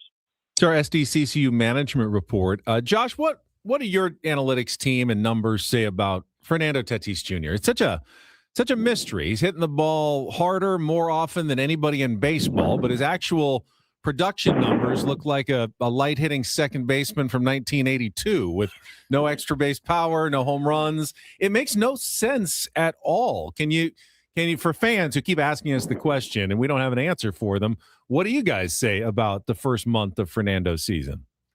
Yeah, I think it is interesting, right? Because there's so many, more precise ways to look at, what a hitter's doing. I think that for a long time, and certainly when I was growing up, you would just kind of look at the batting average and the home runs and the RBIs. And, obviously over the last 20, 25 years, we've got a number of new ways to evaluate or look at, what a hitter's doing. And, not unlike most of his career, Fernando continues to hit the ball very hard. I mean, that's something he's really always done, and continues to do it at a high clip. He's barreling the baseball. exit velocities, hard hit rates, these kind of things are still very high. And sometimes when you get into like, okay, what are the expectations of those, those batted balls? You can look and say, okay, well, he's underperforming that, right? He's falling short of his expectations. And so, there's a lot of different ways you can look at that. You can chalk that up to just bad luck. You hear Fernando talk about the baseball gods, and I agree with that. He's hit some balls like right on the screws, right at people. That the expectations would be that's a double, that's a triple, and instead it's an out and it's an 0 for 1, and that can be very frustrating. I think, again, behind the scenes, Fernando continues to put in like great work. He comes every day, with the mentality and the intent to help his team win. I think we've, as much as, the people look at the home runs and that certainly is a big part of Fernando's game. And we anticipate that being a big part of his game for the rest of the season. He's getting a lot of key hits. Like we get back to the record, we get back to talking about some of the things that, different people have done to help us get off to a good start. And I can just off the top of my head think of a lot of, hitting, behind the runner or backing the ball up and taking a single to right field. Even some of his softest hits have been big hits in terms of helping us win baseball games. And, so again, I think, continuing to have good at bats, continuing to swing at the right pitches, and putting in the work that I know he is with our hitting coaches. And I guess the only thing I can say is I've got a lot of faith and trust in Fernando, and I think the Padres fans, should as well. And I think we'll be excited to see his production here going forward. I want to ask you, Josh, about a guy that we'll be going up against this weekend in Munetaka Murakami. Pretty fascinating guy. Gets here. He's on the kind of one of the later guys, kind of market wasn't really there for him. Were you guys in on him? I'm sure you did. You guys scoured the earth for players. And do you feel like, he's hitting 236. He has some swing and miss. He got 12 bombs already. But no doubles, which is weird, but he's got bombs and singles, right? Yeah. That's it. And, but you guys, obviously the Padres could use power. He has some raw power. Was that something you guys were in on? Do you think people missed the boat on Murakami, or is it too early to tell? Well, certainly we scouted Murakami quite a bit, and scouted him all the way to the wire, and certainly was part of some of our discussions. And he's off to an outstanding start. And if he continues this pace in terms of home runs, I think not just the Padres, but everyone's going to say, certainly missed the boat in terms of acquiring him. But we always are looking at players from all over the world. I think that's kind of well documented at this point, and excited to see him, firsthand and see his game. Obviously, we've seen the home run, I saw a ball he hit, essentially about as high as you'll ever see a home run hit, and it just, didn't come down. And those are exciting things for the game of baseball. He's done a good job kind of getting on base to this point as well. And good player. Excited to see him, here at Petco this week. And obviously, we'll do our best to keep those doubles and keep those home runs down. Last thing for me, Josh, update on Lucas Giolito. I know he threw again last night. Is he so far seeing what you wanted to see when you guys signed him last week, as he closes in on perhaps joining the rotation? Lucas went up, made his second start and got into the fifth inning last night. And again, I think we are seeing, what we hoped when we signed him, in terms of understanding there's going to be a build up here, and, probably at least, a couple more starts before, we feel, real good, and probably going to progress in terms of working, up at a higher level, here in the next couple weeks. But just another, another, veteran, experienced starting pitcher that we feel, good about, giving the ball to and sliding into the rotation. And in terms of exactly when that is, that'll be kind of determined here in the next, based on how Lucas continues to feel and work his way back, and kind of the needs of our rotation. But to answer your question, we are happy with what we've seen, with Lucas and the work that he's putting in. Josh, I'm sorry I missed you in your tux and tails last night, but do appreciate you joining us this morning. Thank you for your time. Anytime, guys. Appreciate it. And we'll see you down here at the yard. You got Josh it, buddy. Thank Stein, assistant GM on our SDCCU management report. It's not big bank banking. It is better. Take a quick timeout. We'll come back, and we got another guest. We're going to go out to Toronto and check in. Patty Merrill, head coach of the Seals, ahead of their big playoff game tonight against the Rock, and then Will Venable at the bottom of the hour. So let's keep it moving here with Bennett Woods on San Diego's #1 sports station, 97.3 The Fan.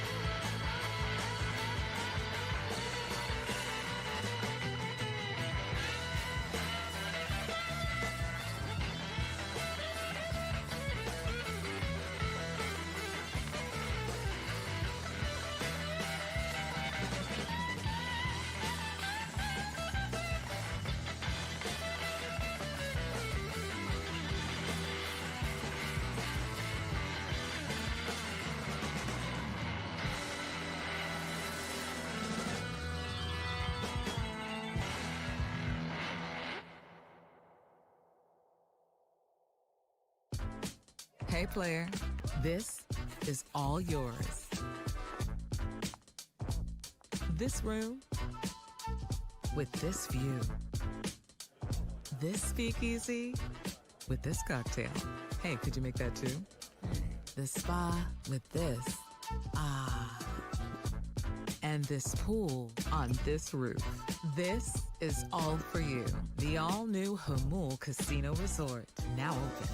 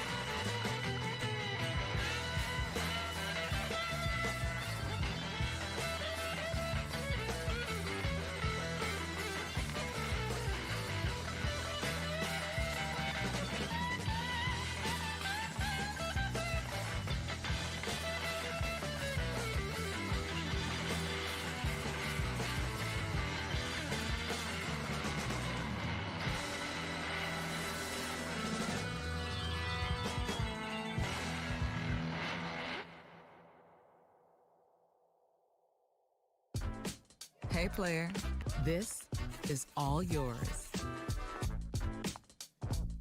This room with this view. This speakeasy with this cocktail. Hey, could you make that too? The spa with this. Ah. And this pool on this roof. This is all for you. The all-new Hamul Casino Resort, now open.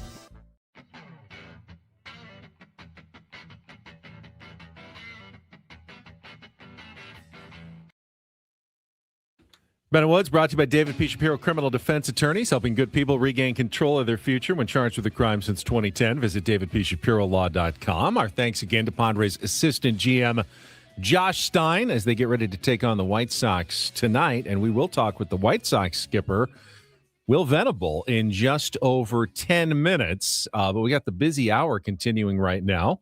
Paulie is calling up our next guest. But I had a chance to catch up with some of his players of the San Diego Seals as they boarded their plane for Toronto a couple of days ago.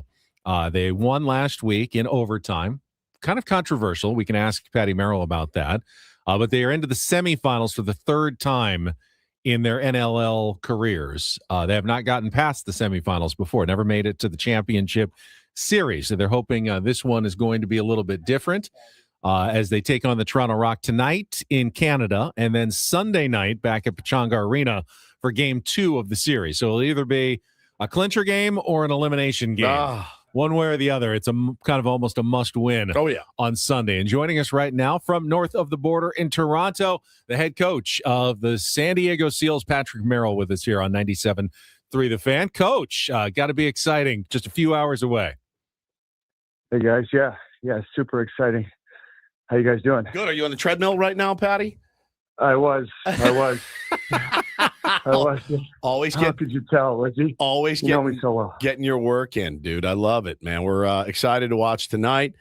Can't wait. And then the big game, potentially, like Ben said, clincher or elimination game on Sunday out at the Electric Factory. Sure to miss you guys this season, bud. Yeah, we missed you too, man. Are you going to be there Sunday? I'm going to try. I've got in-laws stuff after Little League. So boy. I know this has been so crazy. Every time you guys have a game, I have a game. Little League. Yeah. It's been insane this year coaching two teams, but I sure do miss the fellas. Please wish them all the best from me. But yeah, tough battle against the Rock, man. Yeah. Obviously, when you get to this time of year with only 4 teams left, everybody's good. But definitely going to have our hands full with the Rock tonight. They're very similar to us, actually, in a lot of ways. So I have to ask you about the first playoff win last week against Colorado. It's crazy. Because according to the NLL, you guys totally cheated to win the game in overtime, right? I mean, what happened there?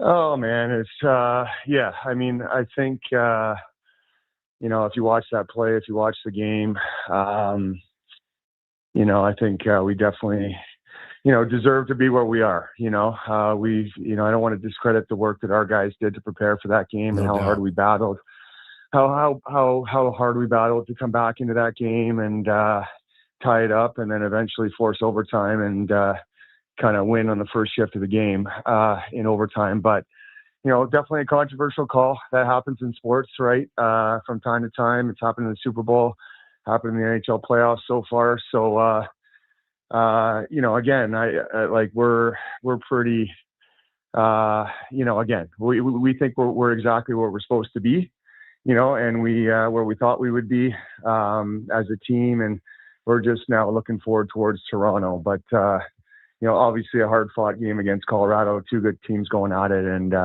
we knew it was going to come down to the wire. So as I read, and I don't understand the rules completely, but Trey Leclerc, who I talked to at the airport, he was the first one to take the pass after coming out of the crease, like coming out of bounds in football and then coming back in. Someone else has to touch the ball first. It should have been like a turnover, like a foul and go to the other team, but he scored and they didn't call it. But they reviewed it. And they didn't call it. Did you guys know that it shouldn't have been a goal? Did you just kind of keep your mouth shut, or how did that work in the time?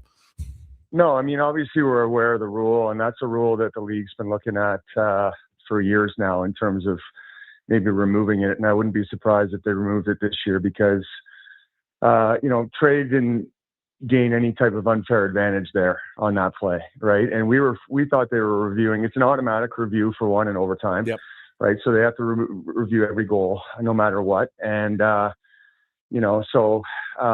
we thought they were reviewing the crease rule, which would be the ball's got to cross the line without anyone standing in the crease, right? And we thought it was pretty clear that he wasn't standing in the crease or anybody else weren't standing in the crease when the ball went in the net. And then there's kind of a little bit of gray area too on that call. I guess technically they got it wrong, but I mean, they looked at it for about 15 minutes. So it was obviously, it wasn't easy, because there's a lot of moving parts in that play and a lot of gray area within that rule. So again, fellas, I think it's good of the league to take some accountability, but, as we know in pro sports, there are missed calls. There are calls that, in hindsight, officials get wrong sometimes that impact the outcome of the game. And the shoe's definitely been on the other foot for us, as Woodsy knows in the playoffs. Yes, in the past, for sure. Earlier this year. Like you've had bad luck, Yeah. tons of bad luck.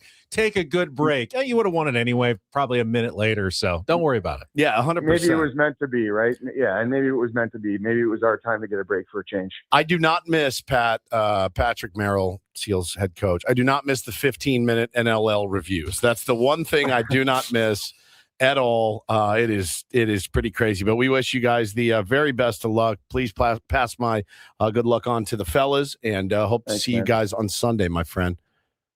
Awesome. Thanks, guys. Always a pleasure. Yeah, we'll see you on Sunday. Hopefully we're closing it out and punching our ticket to the final. Oh, my God. I feel good about their chances because I'm not there anymore. So I did say if I leave, they'll win a ring in the first year that I'm gone. So I feel great about your chances. We'll ask Uncle Joe. We'll make sure Uncle Joe gets you one. Oh, dude, that would be the greatest. Thank you. It wouldn't be the same. All right. Get your tickets at sealslax.com.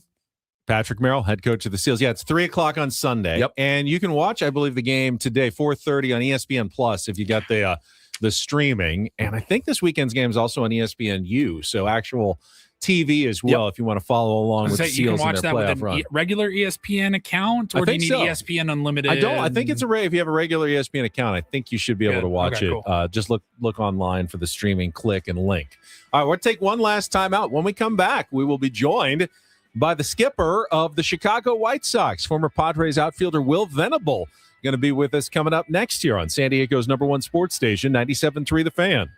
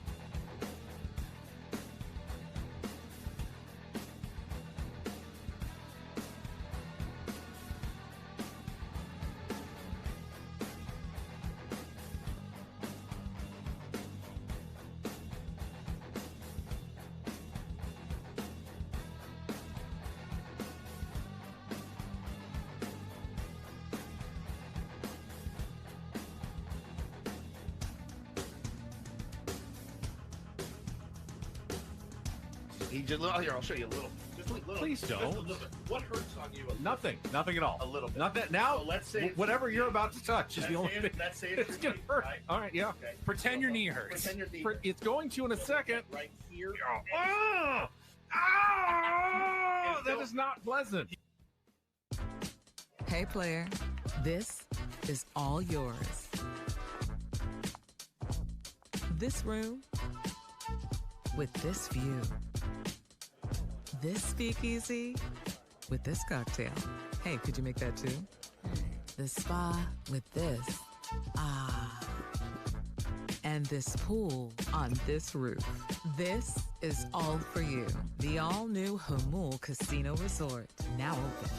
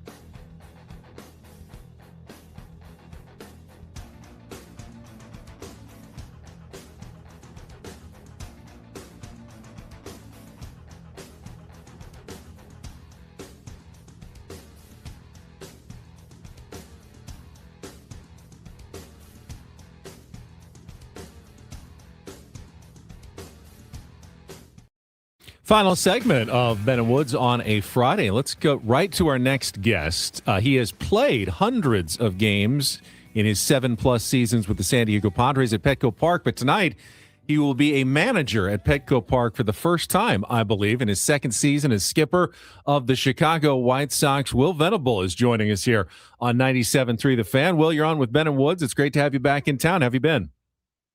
Great, guys. Thanks for having me. It's our pleasure, man. I am. We're talking about your squad earlier and how impressed we are with the young talent you guys have been able to acquire and develop. The Colson Montgomerys of the world, the Sam how do you say it? Antonacci. Antonacci, yeah. And then Murakami obviously has been this just incredible story so early in the baseball season, just hitting balls that, as assistant GM Josh Stein said, haven't landed yet. Some of them. So pretty cool for you guys to get off to a pretty good start.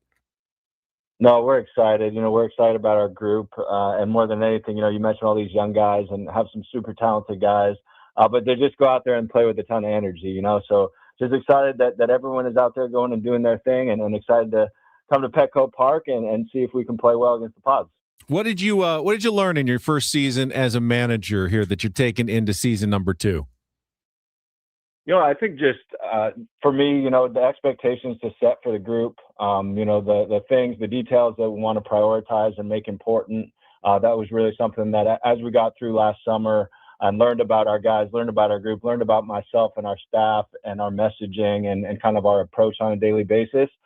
Coming to this year with just a little more clarity on the details we want to prioritize and how we want to go about our business every day.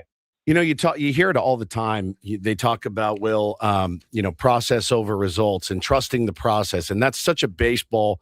It's a life thing. It's a football, basketball, whatever. But in baseball, it really rings true after 162. You guys won 60 games last year. You lost 102. It's hard not to be dejected if you're a competitor. But how hard is it to get that message across to the guys of, hey, the process, the process, the process? Yeah, it can be challenging sometimes, and like I said, we came into spring training with a bunch of clarity around our program and what we wanted to do. And, the first couple series really got smacked in the mouth, and it's a real challenge to, just continue to double down on the things that you believe in that are going to help you be a winning ball club. But that's the job, that's all of our jobs, is just to stay consistent. Of course, make the adjustments from day to day that we need to, but really holding tight to the things that are really core principles of our program and what we believe in. And you guys will have the number one pick in the draft coming up soon as well in July. Everybody kind of has an idea of what you're looking at there. But I wanted to ask you, when you go sign a free agent like Murakami, and he comes to the States, and not only, you've seen it in a couple of other instances, guys have trouble adjusting to the American game, the American life. He's not had much trouble yet. What is he like to manage every day? No, he's awesome. And you talk about adjustments, and that's really been the key with him.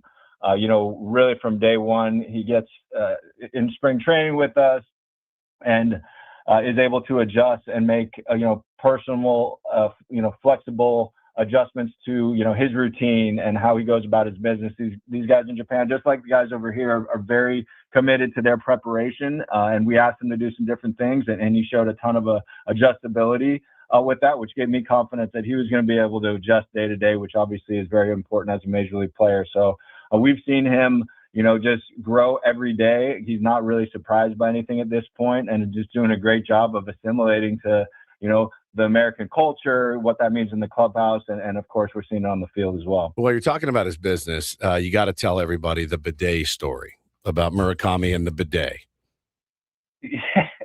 Yeah, the bidet is very important for him, and I think he made that clear in his press conference. All of us. And as we want to do everything we can to make him comfortable, I think we made the adjustment and got him that in the clubhouse. So incredible. Want to take care of Mooney. Want to take care of him best we can. He requested it. He said, "That's the White Sox way." This is the White Sox we way. requested that here at our Odyssey It's studio. a great question. We should have one as well. Absolutely, 100%. Talking to White Sox manager Will Venable, and as I mentioned, Will, you played many seasons for the San Diego Padres. One of them wasn't even bad. 2010, you almost made the playoffs, but you haven't been here much. A couple of times, I think, as a coach with the Red Sox and the Rangers. So you've seen it a little bit, but can you even believe what's happened and transformed? Petco Park sold out every night. A team that's made the playoffs 3 out of the last 4 seasons. Probably hard to envision from where the Padres were back when you played to what it looks like now at Petco Park on a nightly basis.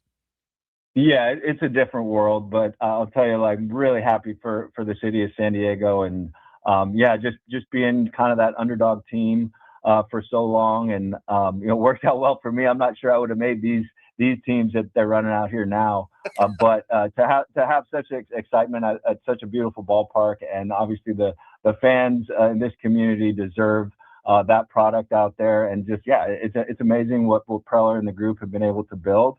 Like I said, I'm excited to be part of it. Saw it the last couple of years. As a coach, but coming in here this series, excited to just be part of a nice weekend series at Petco. Now, your last partial season with the Padres, 2015, was A.J. Preller's first season. I'm curious because A.J. loves basketball, pickup basketball. You played college basketball. Did he ever try to recruit you for one of his teams? No, we didn't get out there and play. We did have a hoop set up there in spring training where there were some shooting competitions. So got out there with him during those, but no, never on the court going full court up and down. It's not too late. He may still ask you at some point, just to be warned. Well, it might be too late for me. I'm not sure my body can handle going up and down the floor anymore. Well, it's great to have you back in town. What'd you do? And you got a rare day off in San Diego. It's probably pretty nice for the whole team. How did you spend yesterday in San Diego? Yeah, it was a great day. Just got some lunch, walked around the gas lamp, just hanging out. With Kristen Norfia, another ex-Padre. North. Just got out there and had some nice lunch and chilled in the sun a little bit. All right, catching up with old teammates. Awesome, Will. It's great to have you in town. Good luck after this weekend. Rest of the season, we'll be pulling for the White Sox, of course, and we'll be watching this series very closely. All right. Thanks, guys. Thanks, Will Venable, manager. Good to hear from him again. Yeah, manager of the Chicago White Sox and in town for a few days. I really loved watching him play. I really did. He was, those teams weren't great, but Will was one of the fun ones to get to watch, and just such a consistent member of the San Diego Padres. Yeah, 7 years, right? You said? Yeah, 7+ seasons, 2008 to 2015 before moving on to the Texas Rangers. Brief stint with the Dodgers before retirement, and we then don't need to worry getting about right that. into coaching after that with the Cubs, Red Sox, Rangers, now as manager of the Chicago White Sox. I mean, anybody can sit, and stay even keel through 60 and 102, and then they bring you back, and it's amazing. Like these guys competed every day. Now he did get used to losing a little bit when he was here, but man, when you're the skipper, it's just got to eat you alive inside. But knowing the future's pretty bright for them, they're gonna have the number 1 pick. It's gonna be Rockalowski. He's nasty. White Sox from haven't done a UCLA. lot of things right, but I guess Lately. credit to them for sticking with him, because even when it's not the manager's fault that you lost 102 games, how do you not fire a guy after that? And so for them to have that faith in Will, who for years has always been pegged as like the next top manager in waiting, you know what I mean? Like whether it was Red Sox or Texas, Rangers, everyone was saying keep an eye out on Will Venable. He's going to be that guy, and I'm glad to see the White Sox doing what they're doing. Just hope they cool off until Monday. Then he's got that World Series ring with the Rangers as a coach in 2023. That's right. So he knows how to win. He's seen it up close, certainly, and that's why the White Sox thought he'd be the right guy for the job, and so far it feels like he has been. They didn't put him in a great situation last year to succeed. It's building, but you can see them taking the steps forward. All right, let's check traffic one last time, and then we can wrap things up here on a Friday. Get you ready for the weekend with Ben and Woods on 97.3 The Fan. From the 855 Get Ross Traffic Center. Injured? Demand justice. Demand Jurowitz. 855GetRoss.com. If you're getting onto the Coronado Bridge, there's a crash on the 75 westbound just past the 5 car and a motorcycle wreck. They're up against the left shoulder, slowing you just as you're coming off of the 5. Traffic brought to you by Caltrans Asset Management. Caltrans Asset Management work is underway on northbound 805. Crews will close all lanes of 805 from State Route 52 to Miramar Road tonight at 9 p.m. through Monday at 5 a.m. Expect delays and use Interstate 5 for travel north of University City. All right, final segment here of Ben and Woods. Obviously, Padres White Sox all weekend, but tomorrow night, SDFC at Snapdragon Stadium at 7:30 against LAFC. And Sunday, San Diego Wave at home at 4 o'clock against Bay FC. So some different sporting events this weekend. What are your weekend plans looking like? You know what I'm doing. Little League coaching and baseball cards. Coaching tonight. We got Bo's got a game tonight. Taylor's got a game tomorrow. Bo has a game Sunday morning at 8:30. I'm interested to see how my kids are. My kids will be fine. They get up at 5 a.m. But I wonder if other kids. Yeah, I wonder how dialed in everybody else is going to be at a 7:30 a.m. call time from the skipper, hour early. Batting cage, throw, get loose, all Need that. to do some extra warm-ups. Yeah. To make sure everybody's alert and ready to go. So, yeah, man, 3 games. Let's bring some coffee for the kids. I mean, Taylor drinks coffee now. What? He takes sips of coffee. He loves it. That's really loves it. Loves it. Just what he needs. Yeah, just what he needs. That is rare. Uh-huh. It's not rare in other parts of the world. Like heavily creamed and sugared, or black coffee? Yeah, Okay. not black coffee. I don't even drink black coffee. I mean, he's more manly than me. No, he'll take a little sip. He loves it. He thinks. I mean, this is like before school. No, just every now and then. Every now, like I want a sip. All right, you can have a sip. You let him have a puff on a cigarette. He's going to be that kid. He will be that kid. Like, fine, have a sip of this beer. He's going to be that kid. Everybody knows it. Bo will not. But yeah, Taylor for his next birthday, I'm getting him a Keurig. Yeah, 100%. He will take a little sip. It happens. It's they do it in Europe. They do it in Mexico. But he'll take nothing. He doesn't sit and have a whole cup. He just has a little. I think I remember my first coffee. I was in my 20s, I think. I was definitely in my teens. Yeah. I was at UTC. Yeah. I think this is like when Starbucks was still kind of a new thing. Right. And I was like, I'm going to go try like a latte or something. And I remember going, oh, I'm so jittery. Like I had never had a caffeine hit like that before in my life. You are so weird with I know. stuff. Really? First time I barely Caffeine could hit. handle the caffeine from a coffee. You had to go to the ER from drinking a Red Bull. Yeah. The ER. I mean, now I have coffee every morning. I can handle my coffee. Now you do meth, and it's crazy how used to it you are. What about you guys? Are you practicing? Like, here's the question: you're going to Bandon Dudes. Are you practicing your game? Yeah, I don't want to overdo Over-practice? it because there's going to be a lot of golf, but I do want to get my swing dialed in a little bit. So there will definitely be some practice time for me this weekend. Are you nervous? And you get nervous? I'm not. I mean, not nervous. It's not like a competition where I feel like I have to be good. I'm just excited. What's that place I played? Prairie Dunes. Prairie Dunes. It's like one of the top courses in the middle of nowhere, Kansas. I was so nervous. I played like absolute. My buddy was like, "I thought you play all the time." I'm like, "I don't." The better the course, the more expensive it is, the worse I play. I'm in the phase where like every day I am looking up like the weather forecast, what it's going to be. I am like mental checklist. Like this weekend, I'm going to do a lot of like get all the laundry, the stuff I want to take with me, make sure it's all folded, just put it right in the bag so it's ready to go for Wednesday night when I fly up there. How checked out are you going to be on Wednesday on the program? I can't be too checked out because I'm also going to be on the program on Thursday. That's true. You'll be from a hotel Eugene, room. More checked out then. That day, who knows? I mean, well, you're there. You may. I'm already going to be there, so I think I'll you'll be be dialed. And I think because Wednesday, I know that I'll still be on the show on Thursday. I'll be okay. So, Paulie, and I don't leave until like 8:00 on Wednesday night, so it's not like I'm racing from the state. I'm going to go home and finish packing and everything on Wednesday. Paulie, I'm not even going to ask you what you're doing this weekend. Just chill. Just chill with the dogs, right? Pretty much. Yeah, I thought so. I am going to Costco right after the show, get a couple of weekend errands done, and then after that. You didn't get any cards? Show, probably. Yeah. If they're there. Why not? They're there. They're there. People send me pictures of the Costco cards all the time. It's a crazy deal. I am going to crazy Costco probably on Saturday. Tomorrow? Do you need anything? I'm good. Okay. I'm good. Let's spin it and get out of here. All right. One spin before we wrap it up for the week.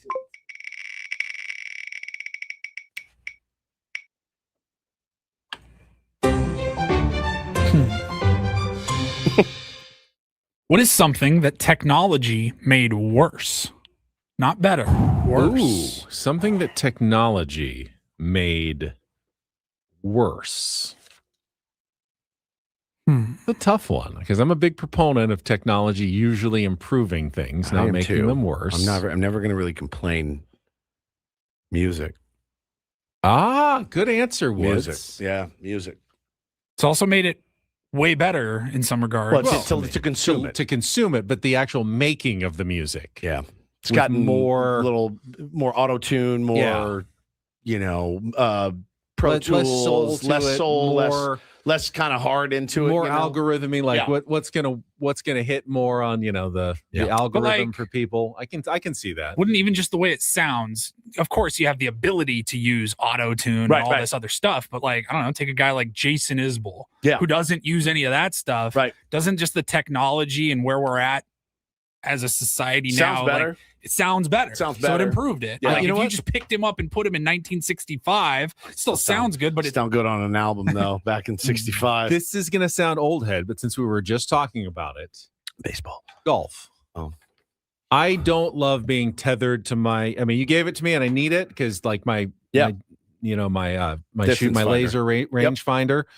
But you're the only one on the planet, I think, that thinks that. I was just going to say, no one else likes stepping off that yard marker. I certainly acknowledge that the this is technology of the swing speed and everything has helped people get better. Certainly, but I don't know that it's made the game any more enjoyable. It just points out all the things that you're doing even more wrong than everybody else. And I kind of liked it before when. Certainly the technology for clubs, like I'd much rather play my Callaway driver than my old Persimmon Head Woods that I started. It's a lot more fun to play golf because of that. So that in that way, technology has gotten better, but there's a certain thing about golf that it feels like you shouldn't add too much technology to the game. That's fair. I think baseball can suffer sometimes from a little overuse of technology. A little bit. I agree. There's a little bit.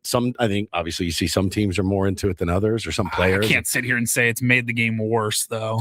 It's made consuming the game worse. A lot harder.